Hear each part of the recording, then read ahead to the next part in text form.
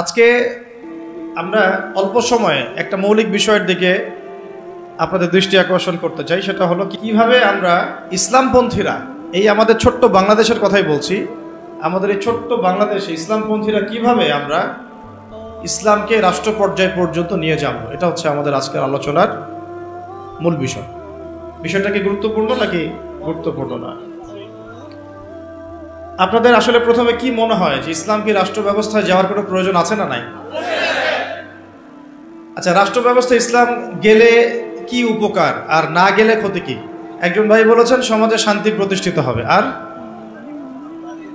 আস্তে আস্তে একজন বলেন ইসলামী শাসন ব্যবস্থা প্রতিষ্ঠিত হবে, আর দুর্নীতি হবে না, আর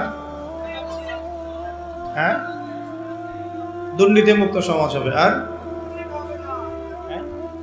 ইফটিজিং হবে না, এই তো, আর কোরআন হাদিসের বাইরে কোনো বিধান থাকবে না। আচ্ছা, সকল ধর্মের অধিকার নিশ্চিত হবে, কত? হ্যাঁ, রাষ্ট্রের উন্নতি হবে, নামাজ কায়েম হবে, মাশাআল্লাহ, আর যাকাত প্রতিষ্ঠিত হবে, ইসলামী সমাজ বিনির্মাণ হবে। আচ্ছা, এখন বলেন দেখি ইসলামী রাষ্ট্র ব্যবস্থা না থাকলে আমাদের ক্ষতি কি? করতে হবে, আনুগত্য করতে হবে, আর ভারতের দাসত্ব করতে হবে, দুর্নীতি মুক্ত করা যাবে না, পাপাচার বেড়ে যাবে, জুলুম বেড়ে যাবে, আর আমাদের ঈমান আমল তারা ধ্বংস করবে, নষ্ট করবে, আর কোরআনের কথা খোলামেলা বলা যাবে না, অভ্রষ্ট তো হবেই। আর কোনো? তার মানে আমি বুঝলাম যে আপনারা ইসলামী রাষ্ট্র ব্যবস্থা সম্পর্কে চিন্তা ভাবনা করেন তো নাকি? এখন আমাকে একটা উত্তর দেন যে এই যে ফজিলতগুলো আপনি বললেন আর এই যে ক্ষতিগুলো আমরা জানলাম, এগুলো কি বিগত 50 বছরে মানুষ জানে নাই? জানলে পরে কেন এখন পর্যন্ত ইসলাম রাষ্ট্র ব্যবস্থায় যায় নাই? এটা একটা গুরুত্বপূর্ণ প্রশ্ন না? এটা একটা গুরুত্বপূর্ণ প্রশ্ন না? আমরা তো জানি যে আসলে ইসলামী রাষ্ট্র ব্যবস্থা থাকলে এই ফজিলত হবে, আর না থাকলে এই বড় বড় ক্ষতিগুলো হবে। এটা জানার পরেও কেন আজ পর্যন্ত আমরা ওই জায়গায় যেতে পারলাম না কেন? কি মনে হয় আপনাদের? একটা একটা করে কারণ বলেন দেখি, কেন পারলাম না আমরা? একজন একজন করে বলেন, সবাইকে সুযোগ। ইমানি শক্তি দুর্বল, একতা নাই, মাশাআল্লাহ। ছোট একটা ছেলে অনেক বড় একটা কথা বলেছে, একতা নাই। তারপরে দ্বীনি শিক্ষার অভাব, ভেরি গুড। তারপরে দুনিয়াবি, হ্যাঁ, প্রযুক্তিগত শিক্ষারও কিছু অভাব আছে। তারপরে লোভ, কিসের? ক্ষমতা, আচ্ছা, দুনিয়ার লোভ। আর বলেন, একটা মৌলিক কথাই তো বললেন না। প্রযুক্তির অভাব, ব্যক্তিগত জীবন ইসলামের অভাব, মৌলিক কিছু কথা অবশ্য আসছে না। আরো সুযোগ দিচ্ছি, বলেন দেখি। কোরআন শিক্ষার অভাব, জীবনী দাঁড়িয়েছেন, বলেন। ভোগবাদিতা, আর আচ্ছা, অনেক কারণ আছে। যাক, আমি কারণগুলো বলবো, আপনাদের কাছ থেকে শুনছি আপনাদের অবজারভেশনটা কেমন। আমাদের যে একজন আদর্শ নেতা নাই, এটা তো বললেন না কেউ। হ্যাঁ, একজন যিনি দিন প্রতিষ্ঠা করবেন বা যারা দিন প্রতিষ্ঠা করবেন রাষ্ট্রীয় পর্যায়ে, একজন লিডার তো লাগবে নাকি? নেতা না থাকলে কি, আমির না থাকলে কি ইমারা আসে নাকি? তখন কি সামুহাত আর বিষয় আসবে কিনা? তো তখন তো বায়াতও আসছে না। তো এইগুলো না থাকলে তো আবার ইকামতের দিনও হচ্ছে না রাষ্ট্রীয় পর্যায় পর্যন্ত। আচ্ছা, আমরা প্রথমে আগে আলোচনা করি যে খুব সংক্ষিপ্ত করে আর ইসলামী রাষ্ট্র ব্যবস্থা এটা বলতে আগে কি বোঝায়, ঠিক আছে?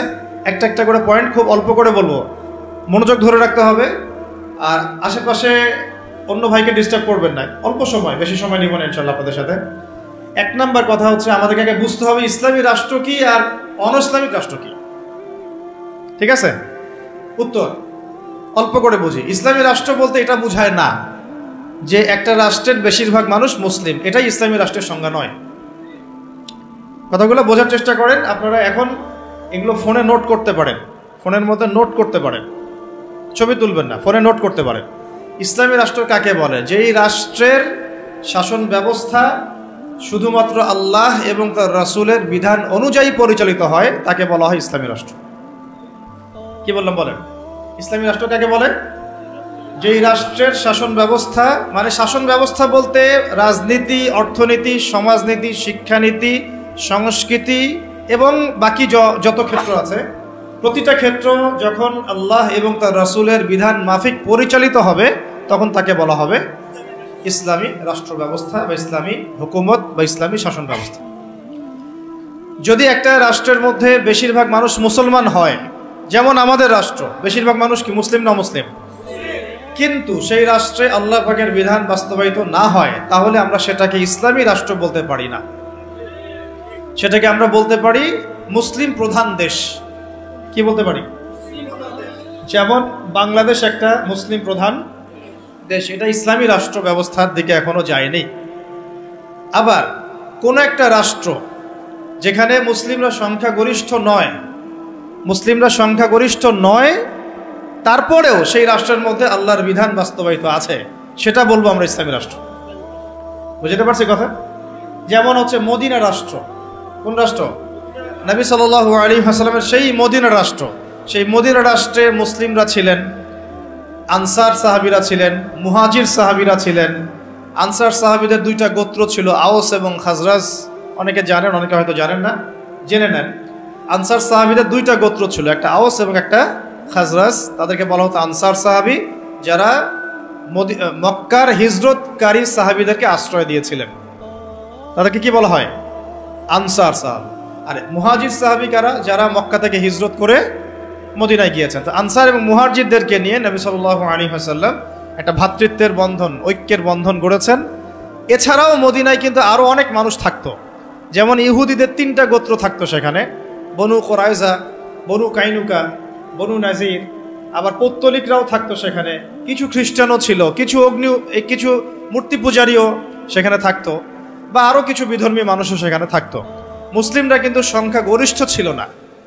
মুসলিমরা সংখ্যাগরিষ্ঠ কিন্তু ছিল না। হবে হয়তো 50-50 পার্সেন্টেজ, হবে তো 50% তাদের, 50% আমাদের, অথবা তাদের 40% আমাদের 60%, অথবা আমাদের 60% ওদের 40%। কিন্তু এমন ছিল না যে আমাদের দেশের মতো 90% মুসলিম, এমন ছিল না মদিনার অবস্থা। এমন ছিল না মদিনার অবস্থা। আমি কি বুঝাতে পারছি ভাই? মদিনার হালতটা কিন্তু আমাদের দেশের মতো এরকম ছিল না যে 90% মুসলিম মদিনায়, বাকি সব অমুসলিম, এমন না। বরং হয়তো 50-50 বা 60-40 বা 40-60। তারপরেও মদিনা রাষ্ট্রে যেহেতু আল্লাহ এবং তার রাসূলের বিধান দ্বারা সেই রাষ্ট্র পরিচালিত হয়েছে, এই জন্য আমরা মদিনা রাষ্ট্রকে বলি একটা প্রথম ইসলামিক রাষ্ট্র। মদিনা রাষ্ট্র কি ইসলামিক রাষ্ট্র ছিল, নাকি গণতান্ত্রিক, সেকুলার বা আমাদের মতো এই মানবরচিত সংবিধানে চলেছে? কোনটা? বুঝে কথা বলেন। মদিনা রাষ্ট্র কি আল্লাহ এবং তার রাসূলের বিধান অনুযায়ী চলেছে? চলে নাই? নাকি গণতন্ত্র দিয়ে চলেছে, ধর্মনিরপেক্ষতা দিয়ে চলেছে, নাকি কমিউনিজম দিয়ে চলেছে, জাতীয়তাবাদ দিয়ে চলেছে, নাকি মানব রচিত সংবিধান দিয়ে চলেছে? কোনটা? এতটুকু তো জ্ঞান আমাদের থাকা উচিত। মদিনা রাষ্ট্র চলেছে আল্লাহ এবং তার রাসূলের বিধান মোতাবেক। যদিও সেখানে আমরা সংখ্যাগরিষ্ঠ নই, তারপরেও বিধান চলেছে কার? আল্লাহর। এই কারণে মদিনা হচ্ছে একটা ইসলামী রাষ্ট্র। কিন্তু পক্ষান্তরে বাংলাদেশের দিকে যদি আমরা তাকাই, এখানে যদিও আমরা 90% মুসলিম, কিন্তু এই দেশটা শাসিত হচ্ছে সেই 70-80-100 বছর থেকে মানব রচিত সংবিধান দিয়ে। এখানে আল্লাহর বিধান বাস্তবায়িত হচ্ছে না, আল্লাহর হুদুদ, আল্লাহর কিসাস, এগুলো বাস্তবায়িত হচ্ছে না, শরিয়া আইন বাস্তবায়িত হচ্ছে না। পক্ষান্তরে তথাকথিত গণতন্ত্র, ধর্মনিরপেক্ষতাবাদ, কমিউনিজম, জাতীয়তাবাদ, এইসব মতবাদগুলো, পশ্চিমা মতবাদগুলো দিয়ে এই দেশ শাসিত হচ্ছে। এই কারণে আমরা এই দেশে সংখ্যাগরিষ্ঠ মুসলিম হলেও এই রাষ্ট্রটাকে আমরা বলতে পারি না যেটা একটা ইসলামিক রাষ্ট্র। বুঝতে পেরেছি? আচ্ছা, তাহলে পার্থক্য বুঝলাম, সংজ্ঞাও জানলাম। ইসলামী রাষ্ট্র কাকে বলে? বলেন এখন। যেই রাষ্ট্র আল্লাহ এবং তার রাসূলের বিধান দ্বারা পরিচালিত হয় তাকে বলা হয় ইসলামী রাষ্ট্র। তাহলে আপনারা নিজেরাই বুঝতে পারবেন যে আমরা আসলে কোন জায়গায় আছি। আমরা কি আদৌ ইসলামী রাষ্ট্রে আছি? আমরা মুসলিম প্রধান দেশে বাস করি। আমরা মুসলিম প্রধান দেশে বাস করি। এখন একটা হাস্যকর কথা শুনেন। হাস্যকর কথা হচ্ছে, ধরেন যে আমার একটা বাড়ি আছে, এই বাড়িতে আপনাদের সবারই তো বাড়ি ঘর আছে, তো যার যার বাড়ি সেখানে তার হুকুম চলে না, নাকি আপনার বাড়ি আমার হুকুম চলে? কোনটা? বাড়ি যার হুকুম তার চলে না। আচ্ছা, এখন ধরেন যে আমরা 10 ভাই একটা এলাকার মধ্যে আছি। এই 10 ভাইয়ের যে মতবাদ বা আদর্শ বা যে মন্তব্য, যেটা মাশওয়ারা, রায়, অন্যদের উপরে সেটা প্রাধান্য পাবে না। আমার বাসায়, আমি আমার বাসায় 10 ভাই নিয়ে আছি ধরেন, আমরা সবাই 10 ভাই, মায়ের পেটের ভাই বা ইমানি ভাই, আর বাকি আছে কিছু অল্প কিছু মানুষ, 2 জন 3 জন 4 জন, এরা কেউ বিধর্মী, কেউ অন্য মতবাদের। তো এইখানে যখন কোনো রায় নিব বা যখন কোনো ফলাফল প্রতিষ্ঠা করব, তখন আমরা কার রায় নিব? ওই 10 ভাইয়ের রায় নিব নাকি ওই 2-4 জনের রায় নিব? স্বাভাবিকভাবে ওই 10 ভাইয়ের রায় প্রাধান্য পাবে, যেহেতু আমি এখানে সংখ্যাগরিষ্ঠ, তাই তো? এবং আমরা আল্লাহর এবং তার রাসূলের বিধান অনুযায়ী চলছি, তাই আমাদের কাছে তো উৎসটাও অভ্রান্ত সত্যের উৎস, এখানে তো বাতিলের কোনো সংমিশ্রণ নাই। তো এখন বাংলাদেশে 90% মুসলিম থাকার পরেও, 90% মুসলিম থাকার পরেও বাংলাদেশের রাষ্ট্র ব্যবস্থায় কোরআনের বিধান বাস্তবায়িত হয় নাই। বাংলাদেশের রাষ্ট্র ব্যবস্থায় আল্লাহর শরিয়া আইন বাস্তবায়িত হয় নাই। বাংলাদেশের শিক্ষা ব্যবস্থায় ইসলামী শিক্ষাকে বাধ্যতামূলক করা হয় নাই। বাংলাদেশের সংস্কৃতির মধ্যে ইসলামী সংস্কৃতিকে বাধ্যতামূলক করা হয় নাই। বাংলাদেশের অর্থনীতির মধ্যে সুদবিহীন ইসলামী অর্থনীতি বাস্তবায়িত করা হয় নাই। বাংলাদেশের রাজনীতির মধ্যে ইসলামী কোরআন এবং সুন্নাহ ভিত্তিক ইসলামিক যে রাজনীতি, নবী সাল্লাল্লাহু আলাইহি ওয়াসাল্লামের যে রাজনীতি, এটাকে বাধ্যতামূলক করা হয় নাই। ব্যাপারটা হাস্যকর না? আমার ঘর, আমার জমিন, আমার দেশ, আমার মাটি, আমরাই সংখ্যাগরিষ্ঠ, আর আমাদের ধর্মেই এখানে উপেক্ষিত। কি বুঝতে পারছেন না? ঘর আমার, বাড়ি আমার, এলাকা আমার, আমরা মুসলিম, সংখ্যাগরিষ্ঠ আমরা, তারপরেও আমাদের দেশে আল্লাহ এবং তার রাসূলের আইন বাস্তবায়িত হয় নাই। সংবিধানের মধ্যে ইসলাম স্থান পায় নাই। রাষ্ট্রধর্ম ইসলাম হবে কিনা ভোটাভুটি করতে হয়, সংবিধানে বিসমিল্লাহ থাকবে কিনা ভোটাভুটি করতে হয়। সুবহানাল্লাহ, আস্তাগফিরুল্লাহ, লা হাওলা ওয়ালা কুওয়াতা ইল্লা বিল্লাহিল আলিয়্যিল আযীম। তাহলে দেখেন, চিন্তা করেন কত বড় ধোঁকাবাজি, কত বড় প্রতারণা আমাদের সাথে। 90% মুসলিম আমি, তাহলে তো আমার কথা এখানে দাপটের সাথে মানতে হবে নাকি? কথা তো খুব সিম্পল।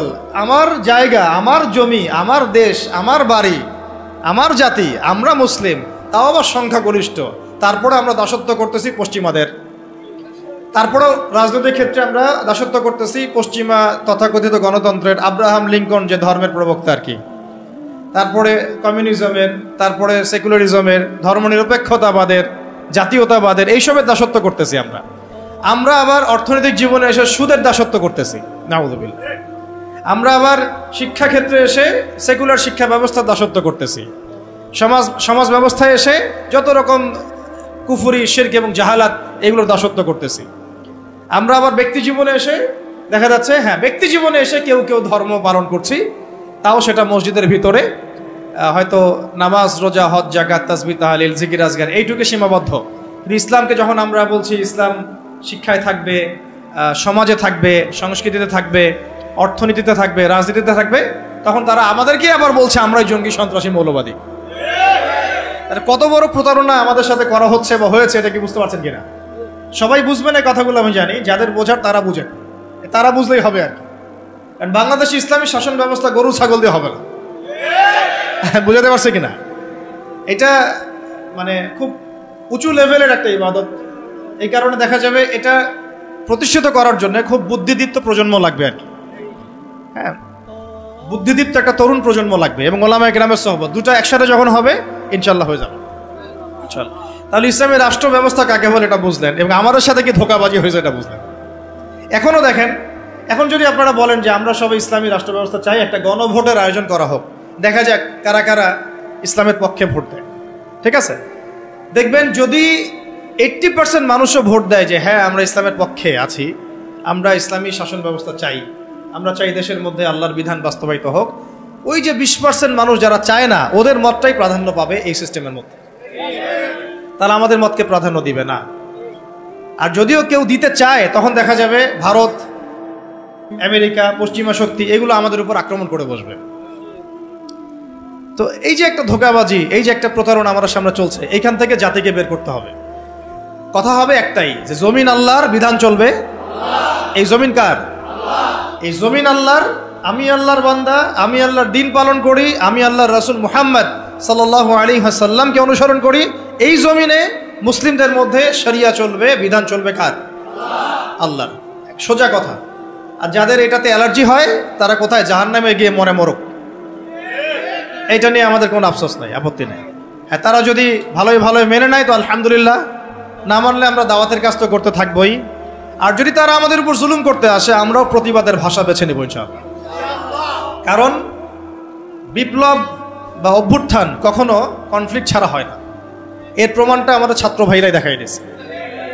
একটা আদর্শকে যদি আপনি রাষ্ট্র পর্যায় পর্যন্ত নিতে চান, সবসময় শুধু দাওয়াতের মেহনত দিয়ে যথেষ্ট হবে না। অনেক সময় প্রতিবাদের ভাষারও প্রয়োজন আছে, এবং প্রতিবাদের ভাষায় কথা বললে যে কাজ হয়, এটা তো জুলাই মাসে প্রমাণ বহন করছে না? এখন যারা জুলুম করেছে ছাত্র ভাইদের উপরে, এবং ছাত্র ভাইরা যখন এটাকে প্রতিবাদ করেছে, তার একটা দাবি নিয়ে যখন, এক দফা দাবি নিয়ে যখন রাস্তায় নেমেছে, তখন আমরা কি ছাত্র ভাইদেরকে বলেছিলাম যে ছাত্র ভাইরা? বুকে হাত দিয়ে বলেন তো, কেউ কি বলেছে এই ছাত্র ভাইরা সন্ত্রাসী, এই ছাত্র ভাইরা উগ্র? বলেছে কেউ? কেউ যদি বলে থাকেও, এই কথাটা কি সঠিক হবে না ভুল? এই কথাটা কি ইনসাফ হবে না জুলুম? বরং এই ছাত্র ভাইরা ছিল মাজলুম, তাদেরকে নির্বিচারে গুলি করে হত্যা করা হয়েছে। এর পরবর্তীতে তারা এই পদক্ষেপ নিয়ে রাস্তায় নেমেছে। প্রথমে তো তারা নামে নাই, নেমেছিল না। এখন একটা বিষয় খেয়াল করে দেখেন, গণতান্ত্রিক পদ্ধতিতে এইরকম কনফ্লিক্টগুলোকে কিন্তু আমরা জঙ্গিবাদ, সন্ত্রাসবাদ এগুলো বলি না। বলি? এই গণতান্ত্রিক পদ্ধতিতে এই ধরনের কনফ্লিক্টগুলোকে, এই যে কনফ্লিক্ট বুঝেন কিনা, কনফ্লিক্ট মানে এই যে সংঘর্ষগুলা, এগুলোকে কিন্তু আমরা জঙ্গিবাদ, সন্ত্রাসবাদ, মৌলবাদ বলছি না। কিন্তু এই ছাত্র ভাইদের জায়গায় যদি রাস্তায় আমি, আপনি, ওলামায়ে কেরাম থাকতাম, তাহলে আমাদেরকে তারা বলতো এরা মৌলবাদী, জঙ্গি এবং সন্ত্রাসী। ধোঁকাবাজি, বুঝতে পারছেন? ঠিক এই ঘটনাটাই ঘটেছিল শাপলা চত্বরে। এরকমই ঘটনা। ওই সময় তো ছাত্র ভাইরা আমাদের সাথে ওইভাবে ছিলেন না, ছিল শুধু ওলামায়ে কেরাম এবং তোল্লাব যারা, তারা ছিলেন। কথা হচ্ছে, তখন কিন্তু আমাদেরকে জাতির সামনে এবং পুরো বিশ্ব মিডিয়া উপস্থাপন করা হলো যে এরা উগ্র, এরা জঙ্গিবাদী, এরা সন্ত্রাসী, তাই না? বহুজনের ঘাড়ে 10টা-20টা করে মামলা ঝুলা দেওয়া হলো, কত ভাইকে শাপলা চত্বরে নির্মমভাবে গুলি করে হত্যা করা হলো। তো এই যে বিষয়গুলো, ইসলামকে কিভাবে তারা সমাজ থেকে সংকীর্ণ করে, এটা আপনাদেরকে বুঝতে হবে। যখন ইসলামের প্রশ্ন আসে, তখন তারা আমাদের উপর এমন জুলুমের স্টিম রোলার চালায় যেটা আবু জেহেলও করে নাই। কিন্তু গণতান্ত্রিক পদ্ধতিতে যখন তারা কোনো কনফ্লিক্টে যায়, তখন তারা কিন্তু এটাকে জঙ্গিবাদ, সন্ত্রাসবাদ বলছে না, বরং আমরা বলছি ছাত্র ভাইরা সাহসিকতার পরিচয় দিয়েছেন, এবং তারা ছিলেন এখানে সবচেয়ে হকপন্থী। তারা হকপন্থী ছিলেন না, বিপরীত পক্ষ হকপন্থী ছিল। তো এখন হকের তো বিজয় হলো, এটাও তো দেখলাম। আর বিজয়ের সময় কি তারা শুধু দাওয়াত দিয়েছে?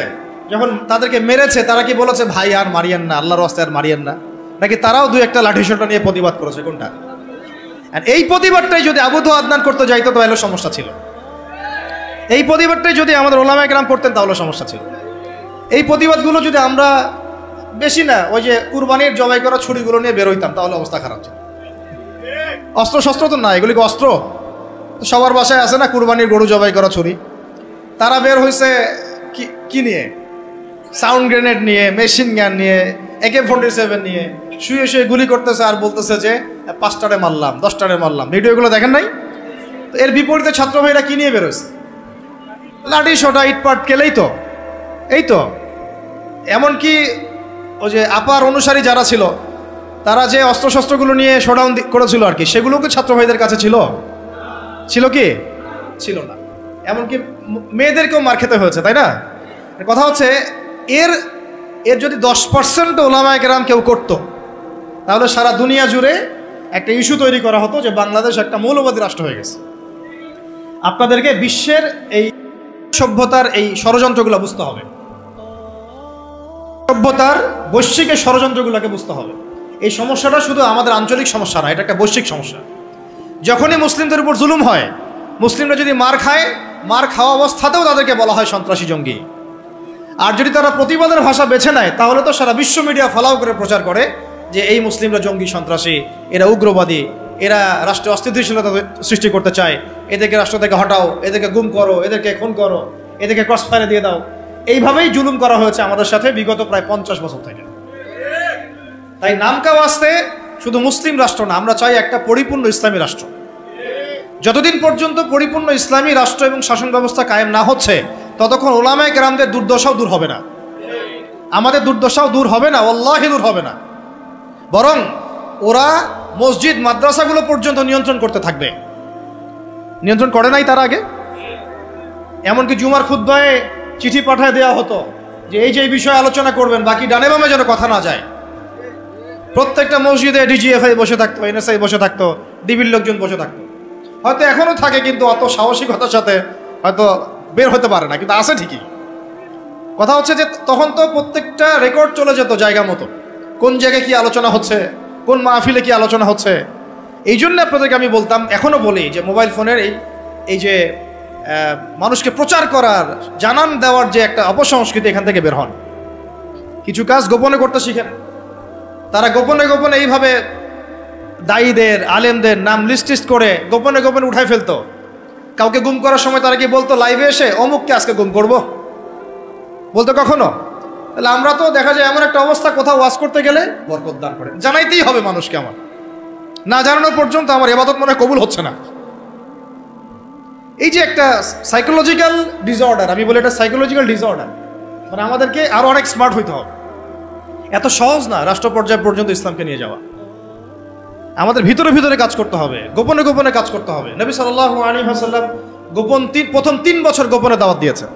কত বছর? 3 বছর টানা। কিছু কাজ গোপনে করতে হয়, কিছু কাজ গোপনে করতে হয়। তাহাজ্জুদের কিছু দোয়া গোপনে করতে হয়। ওই গোপন দোয়াতে ওমর রাদিয়াল্লাহু আনহুর মতো মানুষ ইসলাম কবুল করে। ভালো করে বুঝবেন, সবকিছু প্রচার করতে হয় না। হ্যাঁ, প্রচার আমি করব, যেটা প্রচার করার প্রয়োজন, যেটা প্রচার করা দরকার, যেটা প্রচার করলে কাফেরের গায়ে জ্বালা ধরবে, সেগুলো আমরা প্রচার করব। কিন্তু সবকিছু সব জায়গায় প্রচার করতে হয় না, এটা আমাদেরকে বুঝতে হবে। এখন যারা বাংলাদেশকে শাসন করছে এখনো, তারা কি সব পলিসিগুলো সবার সামনে উন্মুক্ত করছে? করছে না। গোপনে গোপনে কি হচ্ছে আল্লাহই ভালো জানে। কি হচ্ছে আমরা তো আজ করতে পারি, আজ তো করতে পারছি।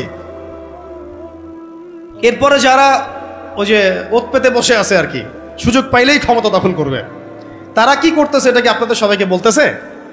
গোপনে গোপনে করছে, মাঠ রেডি করছে তারা। ঠিক এই কারণে আমরা যদি ইসলামী রাষ্ট্র ব্যবস্থায় যেতে চাই, তাহলে ওলামায়ে কেরাম এবং আপনাদেরকে স্পেশালি ইয়াং জেনারেশন, তরুণদেরকে, তোল্লাবদেরকে কিছু কিছু বিষয়ে গোপন রাখার অভ্যাস তৈরি করতে হবে। আল্লাহ পাক করার তৌফিক দান করুন। তো একটা তো সংজ্ঞা বুঝলাম যে ইসলামী রাষ্ট্র ব্যবস্থা কাকে বলে। এখন দ্বিতীয় পয়েন্টে আসেন, ইসলামী রাষ্ট্র ব্যবস্থা নতুন কোনো বিষয় নাকি প্রাচীন কোনো বিষয়, এটাতে আসি না। তারা আবার বলবে যে এটা নতুন কোন একটা মতবাদ নিয়ে আসতেছে এরা, বিশ্বের বুকে আমরা তো এগুলো দেখি নাই আগে। আমরা দেখে আসছি ওই সোভিয়েতের শাসন, দেখে আসছি ওই মাও সেতুংয়ের শাসন, দেখে আসছি লেনিনকে দেখেছি, স্টেলিনকে দেখেছি, ওই আব্রাহাম লিঙ্কনের শাসন দেখেছি, তাই না? পশ্চিমাদের উত্থান দেখেছি, ফরাসি বিপ্লব দেখেছি। এরা আবার কি বলে ইসলামী শাসন, ইসলামী খেলাফা, ইসলামী শরিয়া এটা প্রতিষ্ঠা করতে চায়। তো তারা তো আমাদেরকে মনে করবে আমরা জাদুঘরে রাখার প্রাণী, মঙ্গল গ্রহ থেকে মনে হয় আসছি, তাই না? এখন জবাবটা জেনে রাখেন। জবাব হচ্ছে পৃথিবীর প্রথম মানুষ ছিলেন একজন নবী। বলেন কি বললাম? পৃথিবীর প্রথম মানুষ ছিলেন একজন, কি নাম? আদম আলাইহিস সালাম। তো আদম আলাইহিস সালামকে আল্লাহ পাক কি হিসেবে সৃষ্টি করেছেন? জবাব, খলিফা হিসেবে। কি হিসেবে? ওয়াইজ ক্বালা রাব্বুকা লিল মালাইকা ইন্নী জাইলুন ফিল আরদি খলিফা। স্মরণ করুন হে নবী সেই সময়ের কথা যখন আমি ফেরেশতাদেরকে বলেছিলাম যে আমি পৃথিবীতে আমার খলিফা পাঠাতে চাই। আমরা দুনিয়াতে কার খলিফা? খলিফা মানে কি সেটাও আমাদের জানা উচিত। ঘুম পাচ্ছে? ঘুম পাচ্ছে কি? একটু জেগে থাকেন। এরকম বহু রাতের পর রাত না ঘুমায় কাটাতে হবে, তারপরে দিন কায়েম হবে। এমন আমার তো মনে হয় বিগত 3-4 বছরে আমরা 4 মাসও টানা রাত্রেবেলা মনে হয় শান্তিতে ঘুমাই নাই এখন পর্যন্ত। ঠিক আছে, ঘুম কমাতে হবে, পরিশ্রম বাড়াতে হবে, মেহনত বাড়াতে হবে, খাওয়া কমাতে হবে। এরকম ভুঁড়ি বাড়ানো যাবে না, শরীর চর্চা করতে হবে, কসরত করতে হবে। ঠিক আছে, শক্তিশালী হতে হবে মানসিকভাবে, শারীরিকভাবে, ইমানের দিক থেকে, আমলের দিক থেকে। এত দুর্বল হলে চলবে না। বুঝতে পারছি ভাই? সাহাবীদের জীবনীগুলো পড়েন, নবী সাল্লাল্লাহু আলাইহি ওয়াসাল্লাম সিরাতটা পড়েন, দেখেন কিভাবে তারা কষ্ট করেছেন দিনের জন্য, কি পরিমাণ কষ্ট করেছেন। এটা নিয়ে ইনশাআল্লাহ আরেকদিন আলোচনা করব। উহুদের যুদ্ধের ঘটনা যদি পড়েন দেখবেন সাহাবীরা কিভাবে কষ্ট করেছেন, কিভাবে কষ্ট করেছেন। 40টা 50টা তরোয়ারের আঘাত গায়ে নিয়েও নবী সাল্লাল্লাহু আলাইহি ওয়াসাল্লামকে কাঁধে করে উহুদের পাহাড়ে উঠেছেন তালহা রাদিয়াল্লাহু আনহু। নবীজি বলেছেন, তোমরা যদি কোনো জীবন্ত শহীদকে দেখতে চাও এই তালহাকে দেখো, সে বেঁচে আছে কিন্তু শহীদ হয়ে গেছে। সুবহানাল্লাহ। তো সাহাবীদের মতো ওই রকম ত্যাগের মানসিকতা। দিন মানেই কুরবানি। দিন মানে কি? জানের কুরবানি, মালের কুরবানি, সময়ের কুরবানি। একদিন 1 ঘন্টা 2 ঘন্টা বসে থাকলে মানুষের মনে হয় যে বাপরে বাপ কি করে ফেললাম। আমরা এমনও গিয়েছে যে একজন ওস্তাদের সাথে সাক্ষাৎ করার জন্য সারাদিন বসে আছে, ওস্তাদ ব্যস্ত, বের হতে পারছেন না রুম থেকে, একজনের পর একজন, একজনের পর একজন আসছেন। অনেকে তো এমন হয়েছে, আপনার এসো আরবি শিখি কিতাব পড়েছেন না, আবু তাহের মির্জা সাহেবের? অনেকে তার সাথে দেখা করতে যায়, সিরিয়াল না পেয়ে বাসা চলে আসে। তিনি এত ব্যস্ত কাজে, উম্মার ফিকির এত বেশি ব্যস্ত কাজ করছেন, তার খাদেম গিয়ে তাকে বলারও সাহস পান না যে একজন দেখা করতে আসছেন আপনার সাথে। তো কুরবানি ছাড়া দিন প্রতিষ্ঠিত হবে না। যাই হোক, যুবক ভাইদেরকে বলছি স্পেশালি শক্তিশালী হইতে হবে, সব দিক থেকে শক্তিশালী হইতে হবে। আল্লাহ পাক তৌফিক দান করেন। এখন আপনাদেরকে আমি বলছিলাম যে দেখুন, প্রথম যে মানুষকে আল্লাহ পাক পৃথিবীতে পাঠিয়েছেন, যিনি একজন নবী, তাকে আল্লাহ পাক খলিফা বলেছেন। কি বলেছেন? খলিফা মানে কি এটা আপনাদেরকে একটু বলি। সফরে প্রতিনিধি, রাইট? সফরে বের হওয়ার সময় একটা দোয়া পড়ি না আমরা, সুবহানাল্লাযী সাখখারা লানা হাযা ওয়া মা কুন্না লাহু মুকরিনিন ওয়া ইন্না ইলা রাব্বিনা লামুনকালিবুন। এই দোয়াটার একটা অংশে আছে, আল্লাহুম্মা আনতা সাহিবু ফিস সাফারি, আল্লাহ এই সফরে তুমি আমার সাথী, আমার সাহেব, ওয়াল খলিফাতু ফিল আহলি ওয়া মালি, আর আল্লাহ তুমি আমার পরিবারের মানে আহলের এবং মালের খলিফা। সুবহানাল্লাহ। মানে খলিফা মানে আল্লাহ আমি তো বাসায় নাই, আমি তো সফরে বের হয়ে গেলাম, আমার বাসার, আমার আহাল, আমার মালের দেখাশোনাকারী খলিফা, তত্ত্বাবধায়ক এবং প্রতিনিধি হচ্ছ তুমি আল্লাহ। খলিফা মানে কি? যিনি একজনের অবর্তমানে আরেকজনের ওই দায়িত্বটাই পালন করেন। তো যদি আমরা পৃথিবীতে আল্লাহর খলিফা হই, তাহলে এই দুনিয়াতে আমাদের দায়িত্ব কি? আল্লাহর বিধান কায়েম করা না? যদি আমরা আল্লাহর জমিনে আল্লাহর বিধান না কায়েম করি, তাহলে কি আমরা আল্লাহর খলিফা হব না শয়তানের খলিফা হব? বুঝে কথা বলেন। আল্লাহর জমিনে আমরা এসেছি আল্লাহর খলিফা হয়ে। এই পৃথিবীতে আমরা ছিলাম না, ছিলাম জান্নাতে। কোথায়? সেখান থেকে আমাদের বাবা আদম আলাইহিস সালাম, আমাদের মা হাওয়া আলাইহিস সালামকে পাঠিয়ে দেওয়া হলো। কি কারণে পাঠানো হয়েছে এটা তো অন্য আলোচনা, আপনারা তো জানেনই। সাথে ইবলিসকেও পাঠানো হয়েছে। কাকে? ইবলিসকে। এই কনফ্লিক্ট চলছে, কিয়ামত পর্যন্ত চলবে। আর মানুষের হায়াত অল্প, ইবলিসের হায়াত আবার কিয়ামত পর্যন্ত, তাই না? তো এখন তার মিশন হচ্ছে মানুষকে সে জাহান্নামে নিয়ে যাবে। আর আদম আলাইহিস সালাম, হাওয়া আলাইহিস সালাম যখন পৃথিবীতে এসেছেন, তখন থেকে নিয়ে এই জমিনে আল্লাহ পাকের খলিফা কারা ছিলেন? আমাদের পিতা, আমাদের মাতা নন? তারপরে তার সন্তান, তার সন্ততি নন? এখন যদি আমরা আল্লাহর জমিনে এসে আল্লাহর বিধান বাস্তবায়ন না করি, তাহলে কি আমরা আল্লাহর খলিফা হতে পারবো না শয়তানের খলিফা হব? কেউ যদি আল্লাহর জমিনে আল্লাহর নাজ নেয়ামত ভোগ করে শয়তানের দাসত্ব করে, শয়তানের বিধান বাস্তবায়ন করে, সে কি আদৌ আল্লাহর খলিফা না শয়তানের খলিফা? আর আপনারা আমাকে বলেন, এই পুরো বিশ্ব সিস্টেমে যারা আল্লাহর আকাশের নিচে আল্লাহর বাতাস নিয়ে আল্লাহর রিজিক ভোগ করে, আল্লাহর দেওয়া হায়াত ভোগ করে, হ্যাঁ আল্লাহর দেওয়া নাজ নেয়ামত ভোগ করে, আল্লাহরই জমিনে আল্লাহর বিধান বাদ দিয়ে শয়তানের, তাগুতের, কাফেরের বিধান বাস্তবায়ন করছে, তারা কি আদৌ আল্লাহর খলিফা? তারা কি আদৌ আল্লাহর খলিফা? আর তাদের ওই সিস্টেমটা কি আদৌ খিলাফা সিস্টেম? হ্যাঁ, যেহেতু তারা খলিফা নন, তাহলে তাদের সিস্টেমও তো খিলাফা সিস্টেম হওয়ার প্রশ্নই ওঠে না। বরং ওই সিস্টেমের নাম আল্লাহ পাক বলেছেন তাগুত। কি নাম? তাগুতি সিস্টেম। কি সিস্টেম? তাগুতি সিস্টেম। তাগুতি সিস্টেম মানে যারা শয়তানের দাসত্ব করে, প্রবৃত্তির দাসত্ব করে, মন গড়া বিধান রচনা করে, এগুলোকে বলা হয় তাগুত। কি বলা হয়? আর এই তাগুতকে আল্লাহ পাক কুফরি করতে বলেছেন। তাগুতের সাথে আমাদেরকে আল্লাহ, মুমিনদেরকে বলেছেন তোমরা তাগুতের সাথে কুফরি করো এবং আল্লাহর প্রতি ঈমান নিয়ে আসো। তাগুতের সাথে কুফরি না করে কেউ আল্লাহর প্রতি ঈমান আনতে পারবে না। ফামান ইয়াকফুর বিত-তাগুত ওয়া ইউমিন বিল্লাহ ফাকাদ ইসতামসাকা বিল উরওয়াতিল উসকা। সূরা বাকারার 256 নম্বর আয়াতটা পড়ে দেখেন। আল্লাহ পাক বলেছেন তোমরা যারা তাগুতের সাথে কুফরি করে এবং আল্লাহর প্রতি ঈমান নিয়ে আসে, তারা একটা শক্ত হাতল ধরেছে যেটা কখনো ছিন্ন হওয়ার নয়। সুবহানাল্লাহ। তাহলে আমাদের কাজ তাগুতের সাথে কুফরি করা। কুফরি মানে কি? অস্বীকার করা। আমরা কি শয়তানকে স্বীকার করব না অস্বীকার করব? তাগুত এক প্রকার শয়তান, আমরা কি তাকে স্বীকার করব না অস্বীকার করব? তাহলে আল্লাহর জমিনে যারা আল্লাহর বিধান বাস্তবায়ন করছে না তারা কি আল্লাহর খলিফা না তাগুত? তাহলে এই তাগুতের দাসত্ব করলে আমি গুনাহগার হব না? আমি যদি তাগুতের বাধ্য হয়ে তারা আমার উপর জুলুম করছে, এটা একটা সুরত, আর আমি তাকে নসিহতও করছি না, পরিবর্তনের কোনো চেষ্টাও করছি না, কোনো মেহনতও করছি না, তাহলে কি আমি আল্লাহর কাছে দায়মুক্ত হতে পারবো? বুঝতে পারছি কথা? একটা সুরত তো হচ্ছে কাফের তাগুত অনেক শক্তিশালী, আমাদের উপরে জুলুম করছে, নির্যাতন করছে, ওই মাক্কি যুগের মতো, নবী সাল্লাল্লাহু আলাইহি ওয়াসাল্লাম যখন মক্কায় ছিলেন তখনকার যুগের মতো, সেটা একটা সুরত। তখনও তারপরেও দাওয়াত চলেছে, তাবলিগ চলেছে, হক স্পষ্ট করা হয়েছে, ইজহার করা হয়েছে, মার আসলে সবর করা হয়েছে। এটা তো একটা চেষ্টা ছিল, বিপ্লব ছিল সমাজটাকে পার্থক্য করে দেওয়ার। এখন আমরা যদি সেটাও না করি আর ওই তাগুতকে পরিবর্তনের চেষ্টাও না করি, তাহলে কি আমরা আল্লাহর কাছে কালকে আমাদের মাঠে পার পেয়ে যাবো? কি ওজোর কোনো থাকবে? তাই আমাদের অবশ্যই উচিত ইসলামী রাজনীতিতে অংশগ্রহণ করা।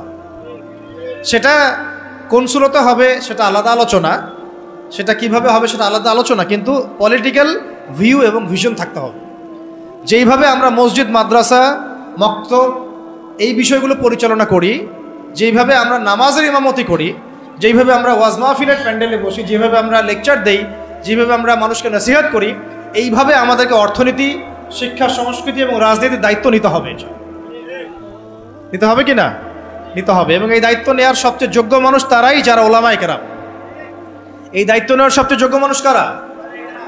ধরেন এখানে 10 জন, এটা আরেকটা আফসোসের কথা ভাই, এই অংশটা বুঝতে হবে। এখানে ধরেন 10 জন ভাই বসে আছেন, কেউ আলেম নন, জেনারেল লাইনের ছাত্র, তালেবে ইলম নন, আমরা তালেবে ইলম বলতে যা বুঝাই সেটাও নন।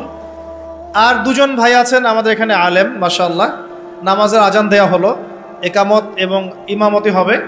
একামত, আজান এবং ইমামতি, এই 3টা কাজ কি আমি ওই 10 জন ব্যক্তিকে দিব না ওই 3 জন ব্যক্তিকে দিব? 3 জনের একজন হয়তো আজান দিবেন, একজন হয়তো একামত দিবেন, বা যিনি আজান দিবেন তিনি একামত দিবেন, আর একজন ইমামতি করবেন, তাই না? তাহলে আমি মসজিদের মধ্যে ইমামতির দায়িত্ব কেন জেনারেল ভাইকে দিলাম না? কেন ওই ভাইকে দিলাম না? কারণ আমি জানি তার তেলাওয়াতে ভুল হতে পারে, তার কেরাতে ভুল হতে পারে, কেরাতে এমন ভুল হতে পারে যে অর্থ পার্থক্য হয়ে যাচ্ছে, অর্থ বিকৃত হয়ে যাচ্ছে, হতে পারে। তো স্বাভাবিক, এটাই হবে হয়তো বা, ইল্লা মাশাআল্লাহ। এটা চিন্তা করে নামাজ বাঁচানোর স্বার্থে, ওই ওয়াক্তের নামাজ বাঁচানোর স্বার্থে, মুসল্লিদের নামাজ যেন নষ্ট না হয় এই স্বার্থে, এবং শরীয়ী হক আদায় করে আমি একজন আলেমকে সামনে এগিয়ে দিলাম, তাই তো? কিন্তু এই কাজটা আমি শিক্ষানীতির মধ্যে করছি না, এই কাজটা আমি ইসলামী অর্থনৈতিক ব্যবস্থা বা রাষ্ট্রীয় অর্থনৈতিক ব্যবস্থার মধ্যে করছি না, এই কাজটা আমি সমাজনীতির মধ্যে আনতে পারছি না, এই কাজটা আমি রাষ্ট্র ব্যবস্থা আনতে পারছি না। যেই কিছু অযোগ্য মানুষকে আমি ইমামতির দায়িত্ব দিলাম না, তাদের চাইতেও 1000 গুণ অযোগ্য মানুষকে আমি রাষ্ট্রের দায়িত্ব দিয়ে বসে আছি।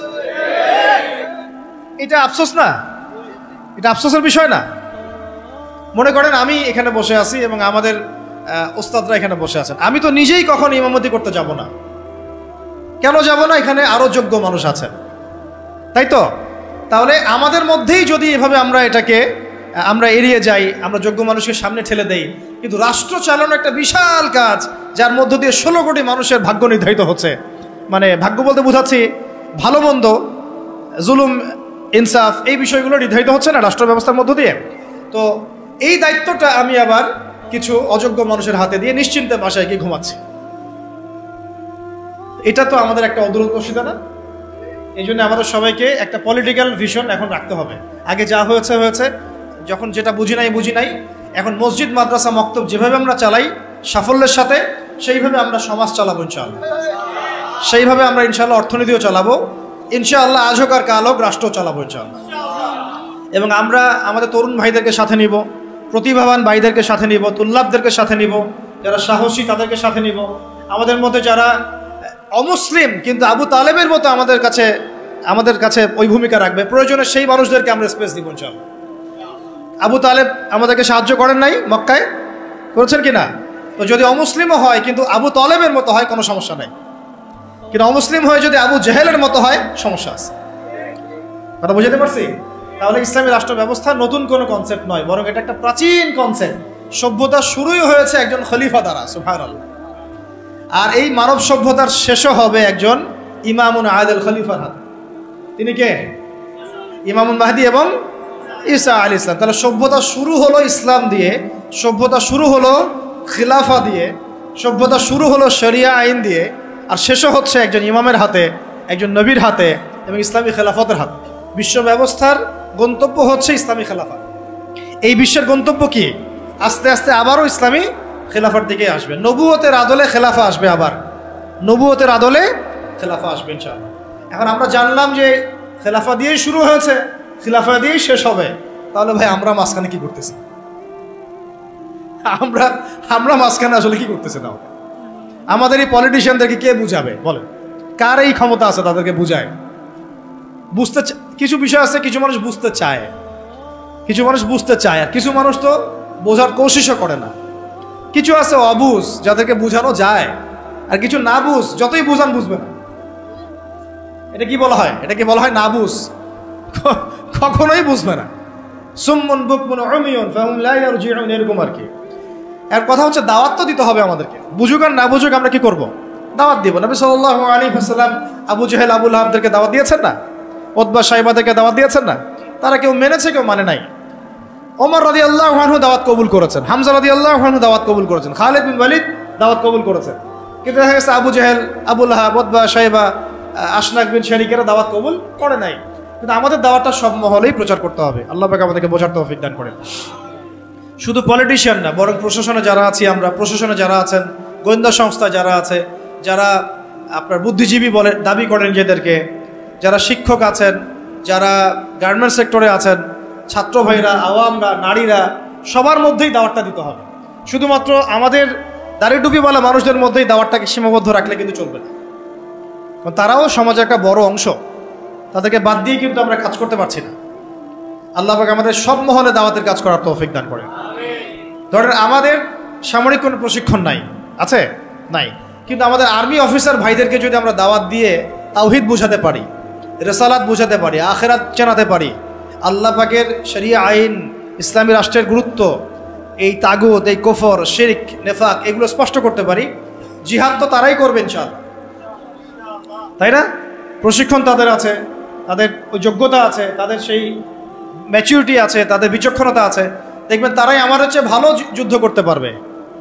তাহলে যদি আমরা আজ হোক আর কাল হোক, আল্লাহ জানেন ভালো, আমরা জানি না, যদি কোনো কুফার শক্তির সাথে আমাদের কখনো কনফ্লিক্ট হয়, তাহলে সামনে কারা থাকবে? তাদেরকেই তো রাখতে হবে। এই জন্য দাওয়াত তাদেরকেও দিতে হবে অবশ্যই। এই দাওয়াতটা আমাদের একটু ঘাটতি হয়ে গেছে বলে আমি মনে করি। অনেক ওলামায়ে কেরাম একমত হন যে আসলে সব মহলে দাওয়াতটা এইভাবে প্রচার হচ্ছে না। আমরা চিন্তাটা তো এমন থাকা উচিত যে গুম হয়ে গেলেও আমি ওই সেলে বসেও দাওয়াতের কাজ করব, জেলখানায় চলে গেলে ওখানেও আমি দাওয়াতের কাজ করব। এটাও সুন্নাহ, তো এটাও তো সুন্নাহ। মানে এভাবে দাওয়াতের কাজ করলে অনেক ফলাফল হয়, ফলাফল আসে। এখন বাংলাদেশে বহু আর্মি অফিসার, মেজর, কর্নেল, র্যাবের অফিসার তওবা করে ফিরে আসতেছে, পুলিশের অফিসার তওবা করে ফিরে আসতেছে, বিজিবির ভাইরা দেখবেন অনেকে মাশাআল্লাহ কঠিন প্র্যাকটিসিং মুসলিম আছে। এই সমস্ত ভাইদের কাছে আমাদেরকে দাওয়াত দিতে হবে। কিসের দাওয়াত দিব? যে ভাই আমরা মুসলিম, দুনিয়াতে একবারই আসছি, আর দ্বিতীয়বার আসতে পারবো না। যতদিন বাঁচতেছি আল্লাহর বিধান মেনে বাঁচবো, আল্লাহর বিধান দ্বারা সমাজ এবং রাষ্ট্র গড়ার চেষ্টা করবো এবং এটার পথ পদ্ধতি আমাদের সামনে স্পষ্ট আছে। আমাদের কাছে পশ্চিমা মতবাদ থেকে পথ পদ্ধতি নেওয়া লাগবে না। আমাদের কাছে পথ পদ্ধতি একদম স্পষ্ট, রূপরেখা আমাদের কি স্পষ্ট আছে। আমাদের গোপন কোনো এজেন্ডা নাই, আমাদের এজেন্ডা একদম স্পষ্ট। আমাদের সামনে নবী সাল্লাল্লাহু আলাইহি ওয়াসাল্লামের উসওয়াতুল হাসানা আছে এবং তার সিরাত মোবারক আমাদের সামনে আছে। ওইটা ধরে ধরে আমরা পথ চলবো ইনশাআল্লাহ। দেখবেন ইনশাআল্লাহ তাআলা একদিন না একদিন আল্লাহ পাকের জমিন, আল্লাহর দিন কায়েম হবেই। আল্লাহ পাক আমাদের সবাইকে ওই কাফেলায় যেন কবুল করেন, আমিন। এখন এটা যে প্রাচীন মতবাদ এটা বুঝলাম তো, এখন আপনারা আমাকে উত্তর দেন দেখি। অনেক তো বলে ফেললাম। এখন নূহ আলাইহিস সালাম কি আল্লাহর খলিফা ছিলেন না? তিনি কি কোনো শয়তানি মতবাদ চালু করেছিলেন? নাউযুবিল্লাহ। ইব্রাহিম আলাইহিস সালাম তিনি কি মানব রচিত আইন চালু করেছিলেন? নবী মূসা আলাইহিস সালাম, ঈসা ইবনে মারইয়াম, আমাদের নবী মুহাম্মদ সাল্লাল্লাহু আলাইহি ওয়াসাল্লাম তিনি কি মানব রচিত বিধান চালু করেছিলেন নাকি আল্লাহর বিধান দ্বারা রাষ্ট্র পরিচালনা করেছেন? আর আমাদের সমাজের মানুষরা এতই পাক্কা মুসলমান, মাশাআল্লাহ, এত পাক্কা মুসলমান যে নামাজের পদ্ধতিতে সে এক চুল ছাড় দিতে চায় না, একদম 100% সুন্নাহ মাফিক নামাজ পড়তে হবে তার, সহিহ নামাজ। ঠিক আছে, সহিরও তো অনেক ধরন আছে, ভেরিয়েন্ট আছে আর কি। কিছু আছে আবার সহিহ সুরতেই জয়ীফ। ঠিক আছে, বলতেছে সহিহ, ওইটাই যে আবার একটা জয়ীফ আকীদা, ওটা সে বুঝতে পারতেছে না। ওইটা আলোচনা না আমাদের। কথা হচ্ছে আমরা নামাজের ক্ষেত্রে দেখা যায় অনেক সময় খুব সতর্ক যে 100% আমি নবী সাল্লাল্লাহু আলাইহি ওয়াসাল্লামের সুন্নাহ মাফিক নামাজ পড়তে হবে। কিন্তু সেই নবী মুহাম্মদ সাল্লাল্লাহু আলাইহি ওয়াসাল্লামের সুন্নাহ মোতাবেক শিক্ষা ব্যবস্থা করা যায় না, তারপরে সংস্কৃতি সাজানো যায় না, ওই নবীর সুন্নাহ অনুযায়ী অর্থনীতি সাজানো যায় না, ওই নবীর সুন্নাহ অনুযায়ী রাষ্ট্র সাজানো যায় না, রাজনীতিও করা যায় না। এই যে একটা জাহালাত, দেখেন কত মুসলিম, কত পাক্কা মুসলমান আমরা। আমাদের চেয়ে বড় মুসলমান কি আছে নাকি পৃথিবীতে কোথাও? হ্যাঁ বলেন। যারা ব্যক্তি জীবনে একদম চুল ছেঁড়া সুন্নতের অনুসরণ করতে চায়, নামাজে, রোজায়, হজে, জাকাতে, এমনকি যারা তাগুত, যারা কুফফারদের দাসত্ব করে, যারা ভারতের দালালি করেছে, যারা পশ্চিমাদের দাসত্ব করেছে, এরাও যদি উমরা করতে যায় আমাদের কাছেই মাসালা জিজ্ঞাসা করবে, এই মাসালাটা কি এইভাবে, ওইটাকে এইভাবে, এটা কি এমন করে, সেটা কি এমন করে, ওইখানে সে কোনো ছাড় দিতে রাজি না। বিষয়টা তাই না? কিন্তু সেই ব্যক্তি যখন আবার অফিসে বসছে, চেয়ারে, ব্যাংকের চেয়ারে বসছে, সুদ আর সুদ, সুদ আর সুদ, সুদ আর সুদ। ওই ব্যক্তি যখন সমাজের নেতা, তখন দেখবেন দুনিয়ার সব মানবরচিত বিধান দিয়ে সে সমাজ পরিচালনা করার চেষ্টা করতেছে। ওই ব্যক্তি সাংস্কৃতিক অঙ্গনে দেখেন ভারতীয় সংস্কৃতি, বিজাতীয় সংস্কৃতি, পশ্চিমা সংস্কৃতির দাসত্ব করে। ওই ব্যক্তি আবার দেখেন রাজনীতি করতে গিয়েছে, সব ওই জাতীয়তাবাদ, না হলে ওই গণতন্ত্র, না হলে ওই কি কমিউনিজম, আর ওই যে তথাকথিত একটা আছে ধর্মনিরপেক্ষতাবাদ, 4 ধর্ম মিলেই এক। নাউযুবিল্লাহি মিন যালিক। এগুলো নিয়ে, এই মতবাদগুলো নিয়ে আরেকদিন কথা বলবো ইনশাআল্লাহ। এগুলো প্রত্যেকটা মতবাদের মধ্যেই মারাত্মক রকমের কিছু কিছু কুফর আছে এবং শিরক আছে। আর ডেমোক্রেসি বলতে তারা যেটা বোঝাচ্ছে, আর প্রকৃত ডেমোক্রেসি আসলে এমন নয়। তারা যেটা চর্চা করছে এটা হচ্ছে একটা তথাকথিত গণতন্ত্র, এটা প্রকৃত গণতন্ত্র নয়।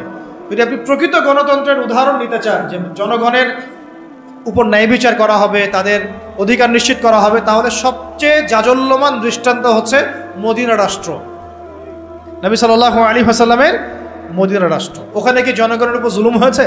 জনগণ মত প্রকাশ করে নাই, মত প্রকাশে স্বাধীন ছিল না। এমনকি উমর রাদিয়াল্লাহু আনহুর মতো মানুষ দাঁড়িয়ে খুতবা দিচ্ছেন, একজন মিম্বরের সামন থেকে বলে বসলেন যে আপনার গায়ে 2টা জামা কেন, আমাদের গায়ে একটা জামা। আপনি আগে অ্যান্সার দেন, জবাব দেন যে আপনার গায়ে 2টা জামা কিভাবে আসলো, তারপরে খুতবা শুরু করেন, তারপরে খুতবা শুনবো। এইরকম কি আমাদের রাষ্ট্রের মধ্যে সম্ভব? গণতন্ত্র যদি বলতে চান তাহলে ওমর রাদিয়াল্লাহু আনহুর এই স্টেটমেন্ট শুনেন।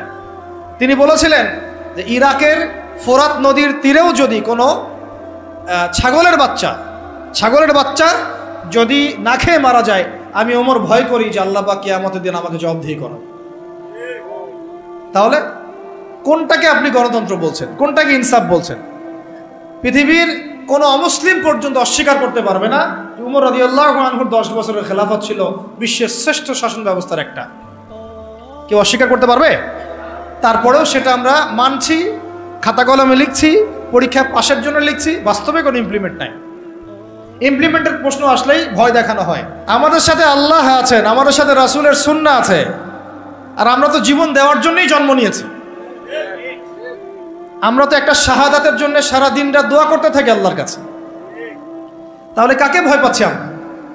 আর যাদের সাথে আল্লাহ থাকে তাদেরকে কোনো শক্তি কি পরাজিত করতে পারে? ওই রোমানদেরকে মুসলিমরা রাসূল সাল্লাল্লাহু আলাইহি ওয়াসাল্লামের যুগের পরে পরাজিত করে নাই? মোতার যুদ্ধে, ইয়ারমুকের যুদ্ধে ওই পারস্যের সম্প্রদায়কে খালিদ বিন ওয়ালিদ রাদিয়াল্লাহু আনহু, সাদ ইবনে আবি ওয়াক্কাস তারা পরাজিত করেন নাই? তাহলে কাদেরকে ভয় করি আমরা? এই মুশরিকদের কথা বলছেন? ওই দালালরা ছাড়া, তাদের অভ্যন্তরীণ দালালরা ছাড়া তারা আমাদের কিছুই করতে পারবে না। অভ্যন্তরীণ দালালরা ছাড়া তারা আমাদের কিছুই করতে পারবে না। আমাদের দুশ্চিন্তার জায়গা কাফেরদের না, আমাদের দুশ্চিন্তার জায়গা হচ্ছে মুনাফিকরা। আমাদের দুশ্চিন্তার জায়গা কুফাররা নয়, বরং আমাদের দুশ্চিন্তার জায়গা কোনটা? মুনাফিকরা। এই মুনাফিক মুক্ত, দালাল মুক্ত সমাজটা গড়েন, দেখবেন যে ইসলামী শরিয়া অর্ধেক কায়েম হয়ে গেছে। কিন্তু এটাও তো আমরা ব্যর্থ হলাম। এখন পর্যন্ত দেখছি যে সব জায়গায় তারা ঘুরে বেড়াচ্ছে, তাই না? সবার আগে উচিত ছিল এই কিসাসগুলো বাস্তবায়ন করা। ও কিসাস শব্দই তো মানুষ শুনে নাই, বুঝে না, জানে না। নামাজ জিজ্ঞাসা করলে নামাজ বুঝে, রোজা বললে রোজা বুঝে, সওম বললে সওম বুঝে, যাকাত হয়তো বুঝে কিছুটা, সালাত বুঝে, তারাবি বুঝে, কিসাস বুঝে না। কিসাস মানে মুগ্ধকে যে হত্যা করেছে তাকেও হত্যা করতে হবে, নাম কিসাস। এই ভাষায় কথা বলা দরকার ছিল আমাদের। খুনের বিচার এইসব শব্দ বাদ দেন, শব্দগত বিপ্লবের দরকার, শব্দগত বিপ্লবের দরকার আছে, ভাষাগত আদর্শের বিপ্লবের দরকার আছে। ওরা একটা শব্দ বলবে, আমাদেরকে কাউন্টার শব্দ বলতে হবে। ওরা যদি বলে আমরা ধর্মান্ধ, আমাদেরকে বলতে হবে এরা হচ্ছে সেকুলার অন্ধ, এরা নাস্তিক অন্ধ, এরা বামান্ধ। ওরা যদি আমাদেরকে মৌলবাদী বলে, আমরা ওদেরকে কাউন্টার শব্দ প্রয়োগ করব। ওরা আমাদেরকে বলে কি বলে, আর কি কি শব্দ বলে বলেন? হ্যাঁ, জঙ্গি টঙ্গি বলে, আমরা বলবো এরা দালাল। এরা কি? এরা দালাল। ওরা যদি কাউকে জঙ্গি বলে, আমরা বলবো সে মুজাহিদ। সে কি? মুজাহিদ। ওরা যদি বলে ইসলামী আইন সেগুলো শেখেলে, আমরা বলবো ইসলাম চির আধুনিক, ইসলাম চির আধুনিক। ওরা বলেছে আমাদেরকে যে হত্যার বিচার, তো হত্যার বিচার শব্দ তো অতটা মনের মধ্যে আঘাত করে না। কিসাস শব্দ আঘাত করে। কিসাস আল্লাহর দেওয়া শব্দ। চোখের বদলে চোখ, দাঁতের বদলে দাঁত, জানের বদলে জান। এটা কি বাস্তবায়িত হয়েছে? আপনারাই বলেন তো, এই জুলাই বিপ্লবের পরেও কি হয়েছে? অথচ আমরা গতকালকে নিউজে দেখলাম সিরিয়াতে কয়দিন আগে একটা ঘটনা ঘটেছে, দেখলেন না? যে সিরিয়ার বাশার আল আসাদ পতন ঘটিয়ে মুজাহিদ ভাইরা সেখানে গিয়েছে এবং সেটা আলহামদুলিল্লাহ সেটাকে আবার পুনরুদ্ধার করতে সক্ষম হয়েছে। এই 24 দিনের মধ্যে তারা ওদের 36টা বড় বড় যারা জালেম ছিল ওদের বিচার করা শেষ ওদের। আর আমার দেশে কত বছর লাগতে পারে এগুলো করতে? এই যে জিনিসগুলো কেন হচ্ছে না, কেন হবে না? কারণ আমরা ইসলামী শরিয়া বা ইসলামী আইনটাকে বাস্তবায়ন করতে পারি নাই। ইসলামী শরিয়া আইন থাকলে এটা ইনস্ট্যান্ট ব্যাপার ছিল, ইনস্ট্যান্ট। Then and then কেসাস। খুন করেছো, ধরে নিয়ে আসা হবে, তার পরিবারকে আনা হবে, আর হত্যাকারীকে আনা হবে, পরিবারকে জিজ্ঞাসা করা হবে তোমার ওই সন্তানকে অমুক হত্যা করেছে, সাক্ষী আছে, প্রমাণ আছে, সব আমাদের কাছে দলিল প্রমাণ মৌজুদ। তুমি কি তাকে মাফ করতে চাও? তুমি কি তাকে মাফ করে মুক্তিপণ নিতে চাও, না তার কেসাস চাও? দুটো অপশন দেওয়া হবে। যদি পরিবার বলে যে আমি মুক্তিপণ চাই, আমাকে 100 উটের মূল্য দিলে হবে বা এটা, তাহলে ওই ব্যক্তির বেঁচে থাকার সুযোগ আছে, ও ছাড়া পেয়ে গেল। যে খুন করেছে সে মাফ পেয়ে গেল, কারণ পরিবার তাকে মাফ করে দিয়েছে। অনেক ঘটনা এমনও ঘটেছে যে হ্যাঁ আমি তাকে মাফ করব যদি সে কোরআনে হাফেজ হয়, তাহলে জেলখানায় গিয়েছে, পুরো কোরআন হিফজ করেছে, তারপর সে ছাড়া পেয়েছে। এমন ঘটনা ঘটেছে ইসলামী শরিয়ার মধ্যে। আর যদি সে বলে না আমি আমার ছেলের বিচার চাই, কেসাস চাই, যেভাবে আমার ছেলেকে হত্যা করা হয়েছে ঠিক সেইভাবে আমি তার কেসাস চাই, ওইভাবেই ইসলামী আদালত তার কেসাস বাস্তবায়ন করবে। একেবারে কোর্ট মার্শাল শেষ, এত সময় লাগে না। চুরি করেছে প্রমাণিত হলে জুমার নামাজ শেষ, চোরদেরকে সামনে রাখা হবে, চোখ বন্ধ করে চোখ বেঁধে ফেলা হবে, হাত রাখা হবে, বাকি যারা ল বাস্তবায়ন করবেন তারা থাকবেন, উপস্থিত কিছু জনতাও থাকবে। ইনস্ট্যান্ট কবজি পর্যন্ত হাত কেটে ফেলা হবে, চোরের বিধান শেষ। জনগণ দেখলো চুরি করলে এই বিধান, আরও কি চুরি বাড়বে না কমবে? নিশ্চয়ই বাড়বে। কি মনে হয় আপনাদের? জেনা করেছে, যেটা জেনা একদম কমন আমাদের সমাজে, জেনা রন্ধ্রে রন্ধ্রে ঢুকে দেওয়া হয়েছে। কি স্কুলে, কি কলেজে, কি ইউনিভার্সিটিতে খালি জেনা আছে। এটার শাস্তি 100 বেত্রাঘাত, তাও জনসমক্ষে। যদি প্রমাণিত হয় অবিবাহিত 100 বেত্রাঘাত জনসমক্ষে। আর যদি বিবাহিত হয়, এই যে পরকিয়া, দেবর ভাবি, শালিদুলা ভাই চলতেছে না, এগুলা কম না বেশি বলেন? প্রচুর প্রচুর, আশঙ্কাজনক। সে কোমর পর্যন্ত মাটিতে পুঁতে রজম করা, পাথর নিক্ষেপ করে হত্যা করা। আল্লাহর নবী সাল্লাল্লাহু আলাইহি ওয়াসাল্লাম নিজে এগুলো করেছেন, নিজে। এই সুন্নাহগুলো কোথায়? জাদুঘরে থাকবে? যদি ইসলামী রাষ্ট্র ব্যবস্থায় শরিয়া পর্যন্ত আমরা যেতে না পারি, এগুলোর বাস্তবায়ন কখনোই হবে না, কখনোই হবে না। এগুলো কোরআনেই থাকবে, হাদিসেই থাকবে, পাতার মধ্যে পড়েই থাকবে, আমরা বাস্তবায়ন করতে পারবো না। আর বাস্তবায়িত না হলে সমাজ কখনোই পাপমুক্ত এবং জুলুম মুক্ত হবে না। কখন দেখলাম তো আমরা বিগত 50, 60, 70 বছরে যতগুলো মতবাদ আসছে, কোনো মতবাদ এই সমাজটাকে পরিপূর্ণ সংস্কার করতে পারে নাই, রাষ্ট্র সংস্কার করতে পারে নাই, এমনকি দুর্নীতি পর্যন্ত দূর করতে পারে নাই। উপর থেকে নিচ পর্যন্ত দুর্নীতিগ্রস্ত লোক দিয়ে ভর্তি আছে, উপর থেকে নিচ পর্যন্ত। কি মানে কি এমপি, কি মন্ত্রী, কি আমলা, কি বিচারক, কি এসপি, কি ডিসি, দেখবেন উপর থেকে নিচ পর্যন্ত এমন কোন সেকশন নাই যেখানে দুর্নীতি হয় নাই। এবং এটা তারাও জানে, এবং এটা তারাও জানে যারা করছে এবং করেছে। তারপরেও ওই যে আমাদের একটা গা সয়ে নেওয়া স্বভাব আছে, আমাদের জাতিগত একটা মারাত্মক স্বভাব হচ্ছে বদ স্বভাব, সেটা হলো আমরা সব কিছুকে স্বাভাবিক করে ফেলি। একটা সময় সুদ খাইলে মানুষ লজ্জা পাইতো, এখন স্বাভাবিক হয়ে গেছে। জেনা করতো মানুষ লজ্জা পাইতো, মানুষ জানলে কি হবে, এখন ওপেন ঘুরে বেড়াচ্ছে মানুষ এগুলো। একটা সময় মদ খাইলে মানুষের চক্ষু লজ্জা কাজ করতো, এখন দেখেন মদের বোতল হাতে নিয়ে নিয়ে মানুষ ঘুরতেছে, চিপায় চুপায় মদ খাচ্ছে। একটা জাগরণ দরকার আমাদের মধ্যে, এবং এই জাগরণটা আমি আশা করি, স্বপ্ন দেখি যে সাদা দাড়িওয়ালাদেরকে দিয়ে না হলেও কালো দাড়িওয়ালাদেরকে দিয়ে হবে। পারা যাবেন ইনশাল্লাহ? অনেক পড়াশোনা করতে হবে, অনেক পড়াশোনা করতে হবে, সবর করতে হবে, ধৈর্য ধরতে হবে, দাওয়াতের মেহনত করতে হবে, ওলামায়ে কেরামের সোহবতে থাকতে হবে, তাদের কাছে দোয়া নিতে হবে। একদম একটা দুটা কাজ না ভাই, বহু কাজ একসাথে যখন হবে ওই পর্যায়ে যাবো ইনশাল্লাহ। এখন আপনারা বলতে পারেন যে আমরা কেন ভাইদের মতো এইভাবে মাঠে নামি না, এইভাবে কেন আমরা ওইখানে গিয়ে রাষ্ট্র ক্ষমতার দিকে মানে সহিংস কোনো পদ্ধতি বেছে কেন নেই না? কারণ নবী সাল্লাল্লাহু আলাইহি ওয়াসাল্লাম আমাদেরকে এইভাবে শিক্ষা দেন নাই। আমাদেরকে প্রথমে শিক্ষা দেওয়া হয়েছে আমরা জনমত গঠন করব। কি করব? জনমত গঠন করব। সবার আগে আমরা জনগণকে বুঝাবো, তাওহীদ চিনাবো, শিরক চিনাবো, কুফর চেনাবো, তারপরে তাগুত চিনাবো, সুন্নাহ চেনাবো, নামাজি বানাবো, দাওয়াতের মেহনত চলবে, আমর বিল মারুফ চলবে, একই সাথে নাহি আনিল মুনকারও চলবে। ইসলামী রাষ্ট্র ব্যবস্থার গুরুত্ব, ফজিলত, না থাকার ক্ষতি সবার সামনে উপস্থাপন করতে হবে। একটা জামায়াত তৈরি করতে হবে, আমাদের একজন ইমাম লাগবে, আমির লাগবে। এগুলো যখন একত্রিত হবে ইনশাআল্লাহ দেখবেন বাকি কাজ হয়ে গেছে। একটা ঘটনা একটা প্রেক্ষাপটে জন্ম দেয়। কোঠা আন্দোলনের একটা ঘটনা ছিল, একটা ঘটনা, সেটা আজকে দেখেন সার্জিসদেরকে নিয়ে আসছে এই জায়গায়, নিয়ে আসে নাই? একটা ঘটনা একটা নেতৃত্বের জন্ম দেয়, একটা রেভলিউশনের জন্ম দেয়।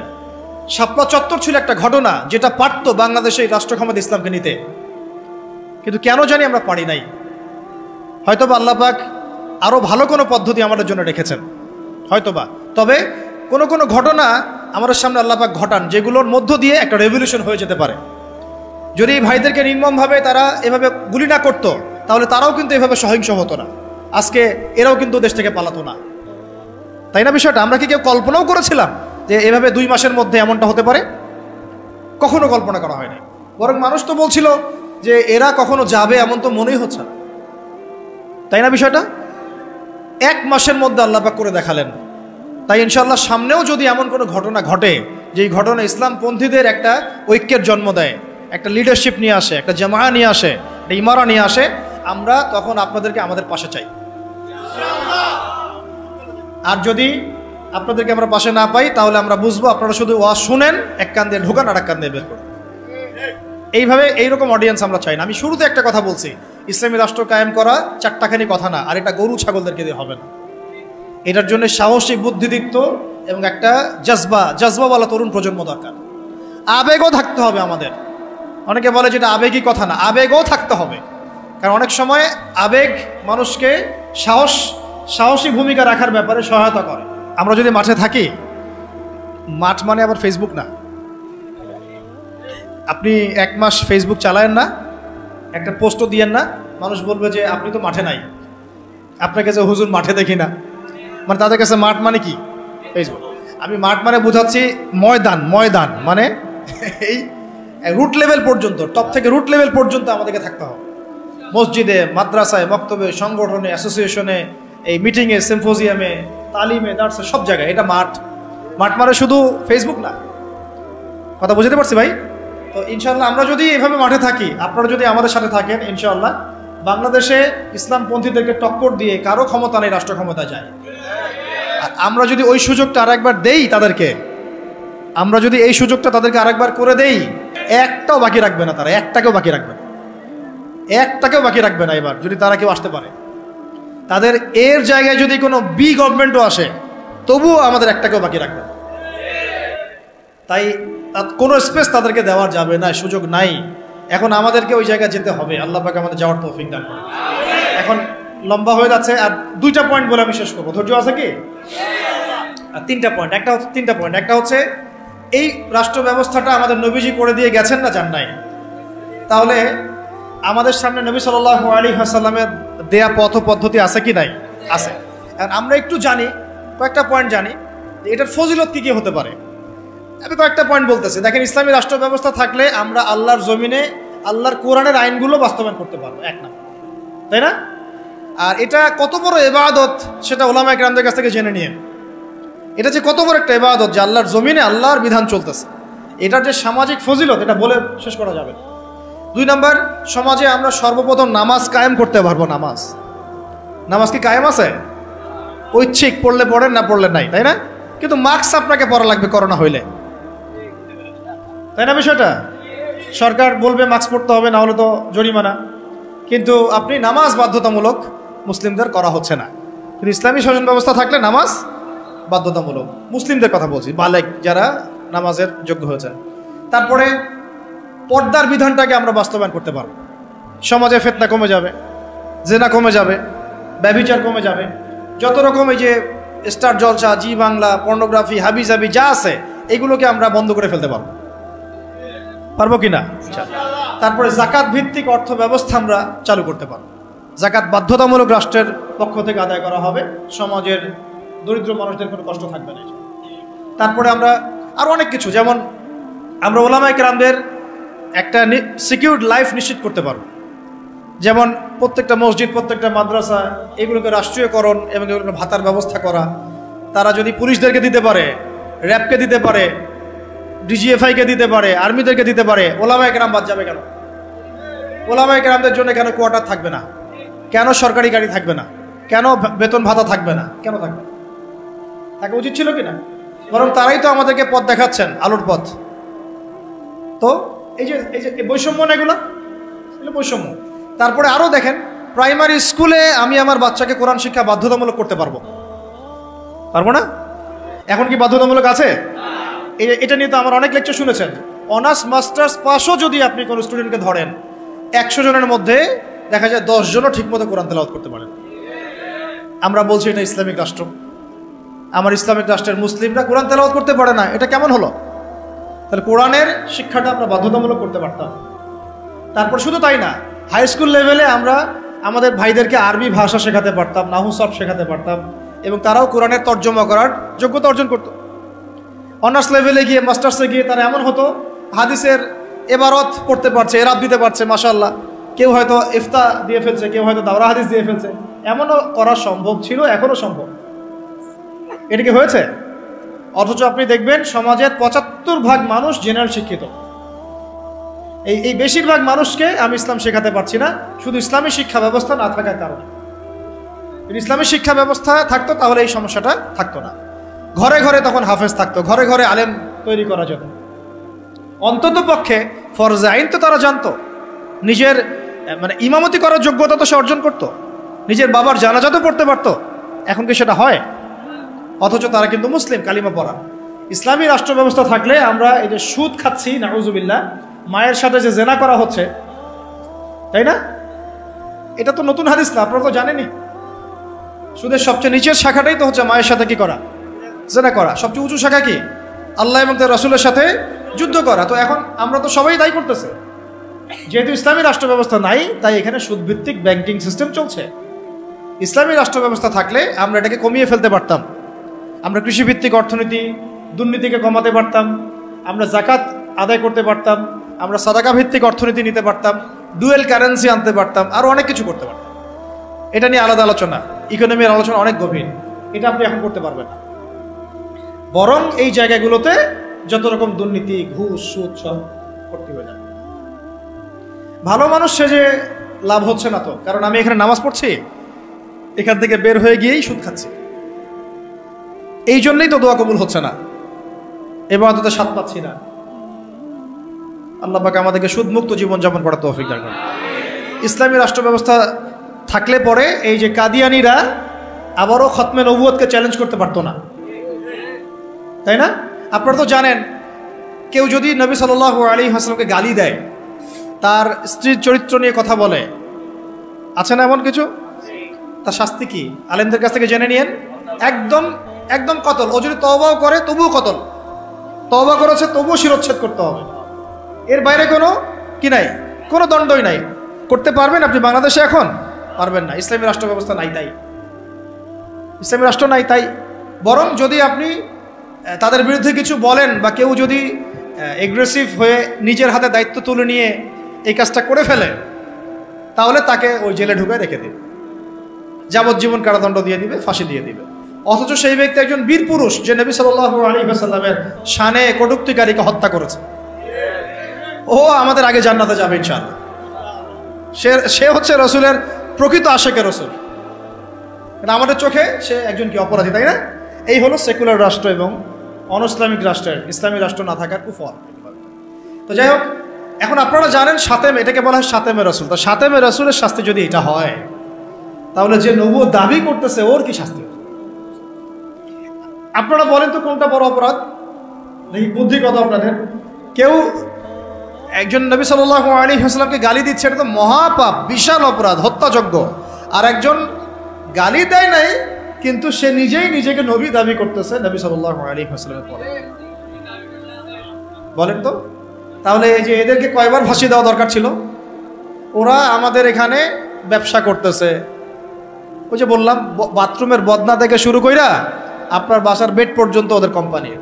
আরএফএল, প্রাণ, টেস্টি ট্রিট, আর কি বলবো, কতগুলো আছে ওদের, অনেক কিছু আছে। আপনি অনলাইনে যান, ঘাটাঘাটি করলেই তো বুঝতে পারবেন। আমাদের এখানে বিকল্প ফিকির কি? বিকল্প ফিকিরটা কোথায়? এদেরকে স্পেসটা কে করে দিল? তো নিশ্চয়ই মুসলিম রাষ্ট্রের প্রধান। আর মুসলিম রাষ্ট্রের যারা দায়িত্বশীল ছিল তাদেরকে রাষ্ট্র ক্ষমতায় উঠিয়েছে কারা? গরু, ছাগল, হাঁস, মুরগি, না আমরাই, নাকি জিনরা উঠাই নিয়ে গেছে ক্ষমতায়? তাহলে এই সমস্ত তাদের কৃতকর্মের সমস্ত পাপের দায়ভারের একটা অংশ আমার কাঁধে আসবে কি নাকি আমাদের মাঠে? বাস দেওয়ার জন্য প্রস্তুতি নেন। তাহলে এখন বাংলাদেশের মানুষের এটা, আমাদের দেশের মানুষের এটা হচ্ছে একটা প্রাপ্য। এই জুলুমগুলো আমাদের প্রাপ্য, কারণ আমরাই জালেমদেরকে উপরে উঠেছি। এটা আমাদের প্রাপ্য, আমরা রিজার্ভ করি এটা। আল্লাহ পাক আমাদের যে কবে মাথা খুলবেন আল্লাহই ভালো। এখনো সময় আছে, চোখ খুলেন, চোখ খুলেন। এই চোখ না, এই যে এই চোখ খুলেন। কোন চোখ খুলেন? দিলের চোখ খুলেন, বোঝার চেষ্টা করেন। ইসলামী রাষ্ট্র ব্যবস্থা থাকলে এরকম অনেক সুফল আছে। সালাত কায়েম করা যাবে, যাকাত কায়েম করা যাবে, হজ সহজ করা যাবে, সিন্ডিকেট কমায় ফেলা যাবে, মসজিদ মাদ্রাসাগুলো উন্নয়ন করা সম্ভব, শিক্ষাক্ষেত্রে ইসলাম নিয়ে আসা সম্ভব, ব্যাংকিং সেক্টরে ইসলাম নিয়ে আসা সম্ভব, সমাজ ব্যবস্থায় ইসলাম বিরোধী সমস্ত মতবাদকে সরিয়ে ফেলা সম্ভব, ইসলাম বিদ্বেষী অপতৎপরতাগুলোকে কমিয়ে ফেলা সম্ভব, এবং সবচেয়ে বড় কথা, রাজনৈতিক অঙ্গনে গিয়ে আল্লাহ পাকের জমিনে আল্লাহর সংবিধান বাস্তবায়ন করা সম্ভব। এটা সবচেয়ে বড় কাজ। শুধু তাই নয়, যদি এরকম ইসলামী রাষ্ট্র কায়েম হয়, তখন ওই রাষ্ট্রের দিকে যদি কেউ চোখ দেয়, তখন ওই চোখ উপড়ে ফেলার জন্য জিহাদও করার সুযোগ থাকে। কারণ জিহাদ তো করেছেন নবী সাল্লাল্লাহু আলাইহি ওয়াসাল্লাম মদিনা রাষ্ট্র কায়েম করার পরে, তাই না? মদিনা রাষ্ট্র কায়েম করার পরে কিন্তু সশস্ত্র যুদ্ধ হয়েছে, এটা মনে রাখবেন।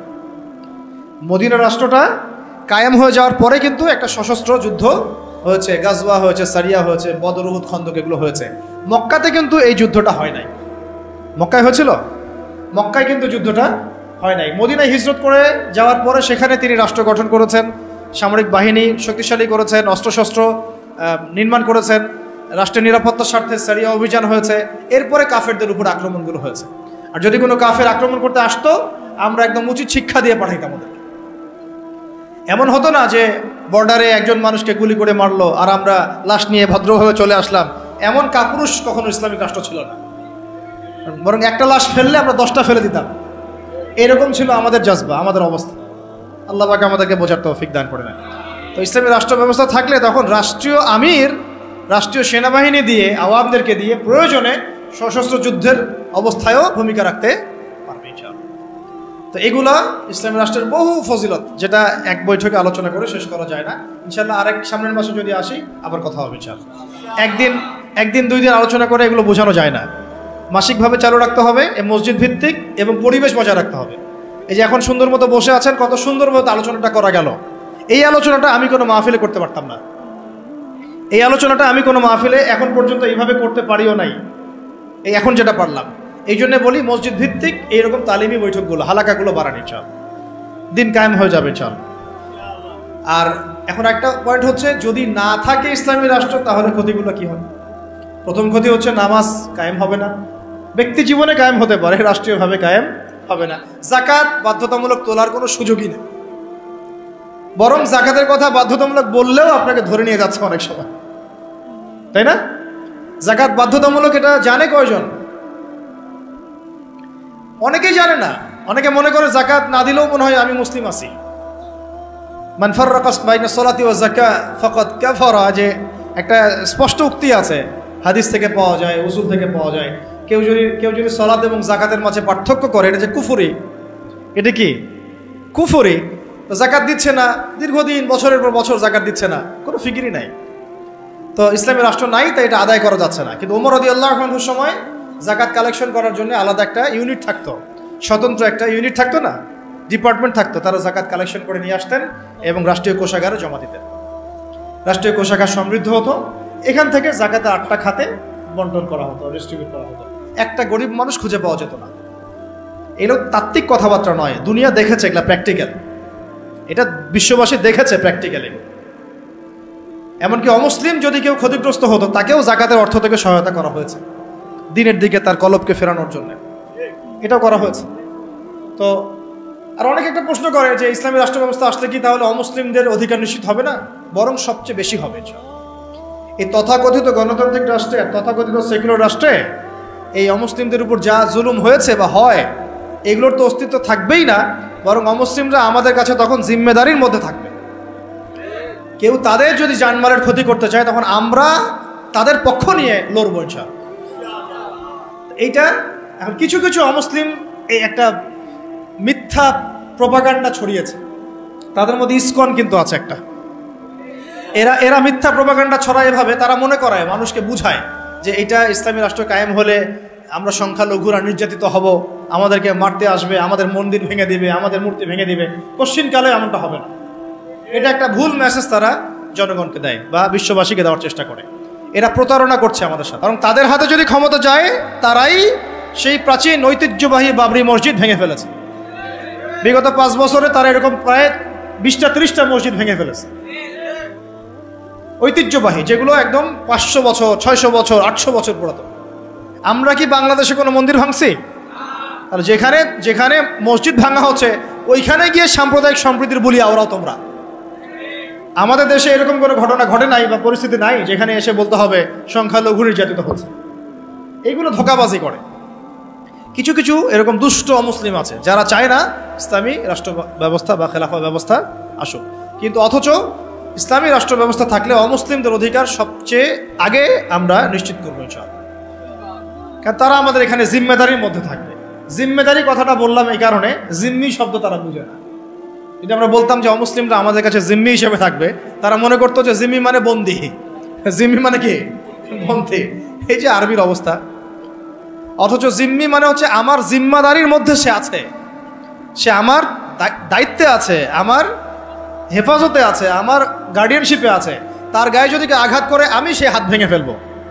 এটা হলো জিম্মাদারি, জিম্মির ব্যাখ্যা। তারা এভাবে ভুল মেসেজ দেয়। আল্লাহ পাক আমাদেরকে সত্য চেনার বোঝার তৌফিক দান করেন। তো না থাকলে অসুবিধাগুলো হচ্ছে যে আমরা সালাত প্রতিষ্ঠা করতে পারছি না, যাকাত কায়েম করতে পারছি না, আমরা দেখা যাচ্ছে আমর বিল মারুফের কাজ করতে পারছি, শিক্ষাক্ষেত্রে হয়তো কিছু মেহনত করতে পারছি, কিন্তু নাহি আনিল মুনকারের কাজ করতে গেলে আমাদেরকে বাধা পেতে হচ্ছে। আমাদের মধ্যে তারা আবার অনেক বাতিল আকীদা ছড়াই দিচ্ছে, আমাদের মধ্যে বিভক্তি বাড়ায় দিচ্ছে, আমাদের মধ্যে ঐক্য নষ্ট করছে, আমাদেরকে নিয়ে রাজনীতি করছে। এগুলো করছে না? কোনো কোনো ক্ষেত্রে আমাদের ওলামায়ে কেরাম থেকে গুমের শিকার হতে হচ্ছে, জুলুমের শিকার হতে হচ্ছে, জেল হচ্ছে, ফাঁসি হচ্ছে, মামলা মোকদ্দমা হচ্ছে। এরকম বহু ঘটনা ঘটছে শুধুমাত্র ইসলামী রাষ্ট্র ব্যবস্থা না থাকার কারণে। আরও বড় কথা হচ্ছে সুদ দূর করা যাচ্ছে না, ঘুষ দূর করা যাচ্ছে না, দুর্নীতি দূর করা যাচ্ছে না, করাপশন বন্ধ করা যাচ্ছে না। তারপরে এই যে হ্যাঁ আরও তো অনেক প্রবলেম হচ্ছে। জিনা বন্ধ করা যাচ্ছে না, হুদুদগুলো কায়েম করা যাচ্ছে না, ব্যভিচার বন্ধ করা যাচ্ছে না, পর্নোগ্রাফি বন্ধ করা যাচ্ছে না। সমাজের যত মানে জাহালাতের শেকড় আছে, এগুলোকে শেকড় থেকে উপড়ায় ফেলা যাচ্ছে না, শুধু ডালপালা কাটা যাচ্ছে। এই ডালটা কাটা যাচ্ছে, হয়তো এটা কাটা যাচ্ছে, কিন্তু শেকড় থেকেই যাচ্ছে। তো আমরা কি শেকড়টা উপড়ে ফেলা বুদ্ধিমানের কাজ, নাকি ডালপালা ছাটার বুদ্ধিমানের কাজ? শেকড় উপড়ে ফেলতে হলে আমাদেরকে ওই রাষ্ট্র ব্যবস্থার দিকে যেতে হবে, তাহলে ইনশাআল্লাহ আমরা গোড়ার থেকে সংস্কার করতে পারবো ইনশাআল্লাহ। আর শেষ পয়েন্টটা হচ্ছে আমরা এটা করব কিভাবে? সিরাতের আদলে আমি একবার বলেছি, করার জন্য আমাদের আসলে ব্যক্তিগত পর্যায় থেকে শুরু করে সবার কিছু কাজ আছে, সেই কাজগুলো কি কি, এই কাজগুলো একটু মুখস্থ করেন। 1 নাম্বার হচ্ছে যে আমাদের সবাইকে প্রথমত দিনের শরঈ ইলম অর্জন করতে হবে। দিনের ইলম অর্জন করতে হবে। ইলম ছাড়া আমরা আসলে কিছুই করতে পারবো না। এবং ইলমটা আংশিক ইলম অর্জন করলে চলবে না, একটা পরিপূর্ণ ইলম আমাকে অর্জন করার চেষ্টা করতে হবে। এটা একদিনের বিষয় নয়, লেগে থাকতে হবে, সবর করতে হবে, ধৈর্য ধরতে হবে, আদব বজায় রাখতে হবে, আখলাক ঠিক রাখতে হবে, উলামা কেরামের সোহবত লাগবে, এই বিষয়গুলো দরকার আছে। তারপরে ইনশাল্লাহ আমরা আলেম না হতে পারলেও তালেবে ইলম হবো ইনশাল্লাহ। সবাইকেই তালেবে ইলম হইতে হবে 1 নাম্বার। 2 নাম্বার হচ্ছে শুধুমাত্র তাত্ত্বিক কথাবার্তা নয়, বরং আমলে নিজেকে প্রমাণ করতে হবে। আমলটাতে নিজেকে প্রমাণ করতে হবে। আর আমলের ক্ষেত্রে একবারে বেশি বোঝা চাপে না নিয়ে অল্প অল্প করে আস্তে আস্তে সামনে আগানো, আল্লাহ তৌফিক দান করুন। 3 নাম্বার হচ্ছে রিজিক হালাল করে ফেলতে হবে। হারাম রিজিকের মানুষদেরকে দিয়ে দিন কায়েম সম্ভব হবে না, ঠিক আছে? 3 নাম্বার, যত রকম সুদ ঘুষ আর এই এনজিও যেগুলো আছে এগুলো থেকে নাম কাটায় ফেলেন, আল্লাহর রাস্তায় নাম কাটায় ফেলেন। 4 নাম্বার হচ্ছে যে আমরা সৎ কাজে আদেশ করি, মাশাআল্লাহ, এটা তো আমাদের মধ্যে চালু আছেই, তাবলীগের মেহনত চালু আছে, সব ঠিক আছে। অন্যায় কাজে নিষেধটাকে বাড়াতে হবে, অন্যায় নিষেধটাকে বাড়াতে হবে। সৎ কাজে আদেশের সাথে সাথে অন্যায়ের নিষেধটা বাড়াতে হবে, বরং এটা বেশি জরুরত হয়ে গেছে এখন। অন্যায় প্রতিবাদ না করলে, বাধা না দিলে এরা লাই পেয়ে যাবে। পাশে কনসার্ট হচ্ছে, আমরা যদি এখানে বয়ান করতে থাকি ফায়দা নাই। যদি আপনারা এখান থেকে 10 জন 50 জন গিয়ে ওকে বন্ধ করেন তখন ফয়দা আছে। আর ওই ফয়দাটা কিন্তু এককেন্দ্রিক ফয়দা না, আপনার ফয়দা ভোগ করছে পুরো এলাকার মানুষ। ওই ধুমধারাক্কা গান বাজাতো পুরো এলাকা কলুষিত হচ্ছে, পুরো এলাকার মানুষকে পাপ করতে হচ্ছে, পুরো এলাকার মানুষের ঘুম নষ্ট হচ্ছে। আর আমি যদি ওদেরকে গিয়ে খালি মিষ্টি মিষ্টি দাওয়াত দেই, দেখা যাবে সে ওটাকে গায়ে লাগাবে না। যদি আমরা ঐক্যবদ্ধভাবে প্রতিবাদ করি বন্ধ হয়ে যাবে। তাই আমর বিল মারুফের সাথে নাহি আনিল মুনকার থাকতে হবে, প্রত্যেকটা মসজিদ ভিত্তিক, এলাকা ভিত্তিক, এবং উলামা একরাম তার নেতৃত্ব দিবেন ইনশাআল্লাহ। মাশওয়ারা করে আগানো, মাশওয়ারা ছাড়া আবার না যাওয়া। তবে এখানে সাহসিকতার পরিচয় দিতে হবে, কারণ যারা পাপ করে, জুলুম করে, ওদের মন এমনি দুর্বল থাকে, একটু ধাক্কা দিলে দেখবেন কাঁপাকাঁপি শুরু করছে। আল্লাহ পাক আমাদের বোঝার তৌফিক দান করুন। আরেকটা বিষয় বলতে চাই যে পারিবারিক মূল্যবোধগুলোকে ঠিক করে ফেলা এবং সন্তান সন্ততিদেরকে মুজাহিদ হিসেবে মানুষ করতে শুরু করা।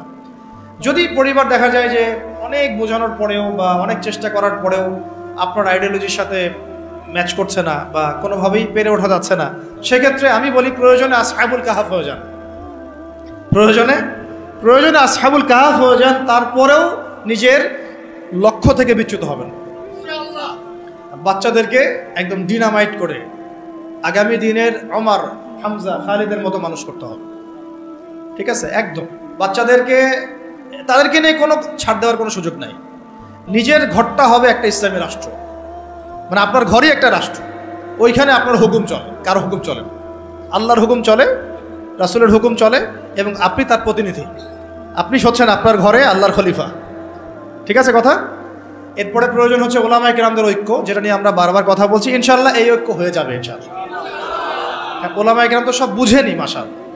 কিছু বিষয় থাকে, এটা হয়তো মনস্তাত্ত্বিক কিছু বিষয় থাকতে পারে, আবার কখনো কখনো ভুল বোঝাবুঝি হয়, কখনো কখনো হতে পারে অনলাইনের কারণে একটা ফিতনা ক্রিয়েট হয়। হয়তো দুজনের সাথে কোনো খারাপ সম্পর্ক নাই, কিন্তু অনলাইনের কারণে, ইউটিউবিং, ফেসবুকিংয়ের কারণে দূরত্ব সৃষ্টি হয়ে গেছে, এমন হয় না? এই জন্য এদেরকে নিয়ন্ত্রণ করতে হবে। এটা বলতে ভুলে গেছিলাম, মিডিয়া নিয়ন্ত্রণ করতে হবে। মিডিয়া নিয়ন্ত্রণ না করলে আপনি দিন কায়েম করতে পারবেন না। মিডিয়াগুলোকে কন্ট্রোল করতে হবে এবং আমাদের স্বতন্ত্র মিডিয়া তৈরি করতে হবে, আমাদের স্বতন্ত্র মিডিয়া তৈরি করতে হবে। আর এই পশ্চিমা মিডিয়া, সেকুলার মিডিয়াগুলোর এই দিক থেকে চোখ ফিরিয়ে নিতে হবে। এদের কথা শোনা যাবে না, এদের কথা শোনাও যাবে না, এদের পত্রিকা পড়াও যাবে না। ও কি লেখে লিখুক, বরং ওটাকে কিভাবে ব্যান করা লাগে, বয়কট করা লাগে, আর এর বিকল্প কিভাবে পত্রিকা তৈরি করতে হয়, মিডিয়া তৈরি করতে হয়, এই ফিকির আমাদেরকে করতে হবে। মিডিয়া একটা যুদ্ধ, এখন মিডিয়া কি একটা যুদ্ধ। এই বাংলাদেশে এই হাজার হাজার উলুমিয়াতের পিছনে দায়ী হচ্ছে প্রথম আলো, ডেইলি স্টার, কিন্তু আমরা ওদেরকে বন্ধ করতে পারবো। এই যে বললাম যে ওই পর্যায় পর্যন্ত না গেলে আপনি এটা করতেও পারবেন না। পারবেন একা একা যদি আমি ওখানে গিয়ে মিছিল করি, ও কি বন্ধ হবে? ভাঙচুর করলে দেখবেন ওর প্রতি আবার সিম্পেথি তৈরি হবে। আহারে বেচারাকে এভাবে মাইট দিল, ওর অধিকার নিশ্চিত করার জন্য দেখা যাবে 10 প্লাটুন বিজিবি মোতায়েন করে দিচ্ছে। তখন আপনি কি করবেন? তো এটা আমাদেরকে ওই পর্যায়ে গিয়ে করতে হবে। আল্লাহ পাক আমাদেরকে করার তৌফিক দান করেন। আর আপাতত আমাদেরকে বিকল্প মিডিয়া তৈরি করতে হবে এবং ওদের এইসব প্রোপাগান্ডায় কোনোভাবেই কান দেওয়া যাবে না। এইসব সেকুলার মিডিয়াগুলোর প্রোপাগান্ডায় কোনোভাবেই কান দেওয়া যাবে না। ওয়াল্লাহি এরা মিথ্যা কথা বলে, ওয়াল্লাহি এরা মিথ্যা কথা বলে, ওয়াল্লাহি এরা মিথ্যা কথা, এরা মিথ্যুক, মিথ্যাচার করে, ওলামায়ে কেরামের চরিত্র হনন করে। এরা ইসলামকে জঙ্গিবাদের ধর্ম বানাইছে, নাউজুবিল্লাহ। এরা ইসলামকে সন্ত্রাসী হিসেবে উপস্থাপন করছে। এরা বহু মাজলুমের গুমের কারণ, জেলে যাওয়ার কারণ, কেস লড়ার কারণ এই মিডিয়াগুলাই। অতএব এদের থেকে আপনাদেরকে মুখকে ফিরাই নিতে হবে। এটা ইমানের দাবি আমাদের। ঠিক যেমন বললাম যে কাদিয়ানি পণ্য আপনি ব্যবহার করবেন না, কেন করবেন না? এটা আপনার ইমানের দাবি। সে আল্লাহ নবীর পরে নবুয়ত দাবি করেছে, আমি তার উম্মত, আমি তার পণ্য ব্যবহার করতে পারি না। ঠিক একইভাবে এরা ইসলামের বিরুদ্ধাচরণ করছে, ইসলামকে গালি দিচ্ছে, ওলামায়ে কেরামের চরিত্র হনন করছে, আমার দিনকে কটূক্তি করছে। আমি এসব পত্রিকার ধার কাছেও যাব না, প্রয়োজনে ওখানে চাকরিও করব না, ওটা বিক্রিও করব না, ওটা দোকানে রাখবও না। এরকম নিয়ত থাকতে হবে কঠোর। দেখবেন আস্তে আস্তে যখন এগুলা ব্যবসা বন্ধ হয়ে যাবে না, লেজ গুড়ে পালা যাবে। ব্যবসা যদি বন্ধ হয়ে যায় না, লেজ গুড়ে ঠিকই পালা যাবে। ব্যবসা করতে পারে বলেই তো আমরা দেখতেছি ওরা আমাদের সমাজের মধ্যে এরকম লাভঝাপ করতেছে। টাকা না থাকলে কিছুই করতে পারতো না। আল্লাহ পাক আমাদের বোঝার তৌফিক দান করেন। কোথায় ছিলাম জানি? আমাদের বাচ্চা থেকে মানুষ করবেন, ঠিক আছে? জি হ্যাঁ, ফ্যামিলি হবে এক একটা খিলাফার কেন্দ্রবিন্দু আর কি। আর ওলামায়ে কেরামদের মধ্যে ঐক্য বজায় রাখাটা খুব জরুরি। আপনারা ওলামায়ে কেরামদের অভ্যন্তরীণ বিষয়গুলোকে তাদের মধ্যে ছেড়ে দিবেন, নিজেরা এগুলো নিয়ে কোনো লেখালেখি করবেন না, কোনো রকমের লাইভ ভিডিও এগুলো করতে যাবেন না। ওলামায়ে কেরাম জানেন কিভাবে কাজ করতে হয়, ঠিক আছে, এবং কিভাবে সামনে আগামীর বাংলাদেশকে নেতৃত্ব দেওয়া লাগবে তার রূপরেখা তারা অলরেডি রেডি করেছেন আলহামদুলিল্লাহ। এবং তাদের মধ্যে ইউনিটি এটা চলে আসা, আমি বললাম সময়ের ব্যাপার, একটা ঘটনার ব্যাপার। ইনশাল্লাহ কোনো একটা ঘটনাকে কেন্দ্র করেই দেখবেন যে হয়ে গেছে এটা। আর আরেকটা বিষয় বলি, ঐক্য বলতে আমরা অনেকে বুঝি কি যে একেবারে মনে হয় 10 কোটিকে এক জায়গায় আসতে হবে। ঐক্য কিন্তু এটার নামও নয়। সবার সাথে কিন্তু ঐক্য হবে না। আমাদের ঐক্য দরকার তাওহীদপন্থীদের, আহলে সুন্নাহ ওয়াল জামাআর আকীদাভুক্ত যারা, তাদের মধ্যে ঐক্য দরকার। বাতিল আকীদার সাথে ঐক্য হবে না কখনো। বাতিল আকীদার সাথে আমরা তো মসজিদেই এক হতে পারি নাই, রাষ্ট্র ব্যবস্থায় এক হবো কিভাবে? বুঝতে পারছেন না কথা? আমরা আহলে সুন্নাহ ওয়াল জামাআর মধ্যে যারা আছি, এই ওলামায়ে মুহাক্কিক ওলামায়ে কেরাম এবং তাদের যে সংগঠন, তাদের যে অ্যাসোসিয়েশনগুলো আছে, এগুলোর মধ্যে ঐক্য হয়ে যাবে ইনশাআল্লাহ। এবং এই ঐক্য যথেষ্ট বাংলাদেশকে শাসন করার জন্য। বাকিদের আমাদের প্রয়োজনও নাই। তারা যদি ভালো ভালো আমাদের সাথে আহলে সুন্নাহ ওয়াল জামাআর আকীদায় আসে এবং আমাদের সাথে কাঁধে কাঁধ মিলিয়ে এই লড়াইয়ে শরিক হয়, তাহলে আলহামদুলিল্লাহ ভালো। যদি তারা নাও আসে,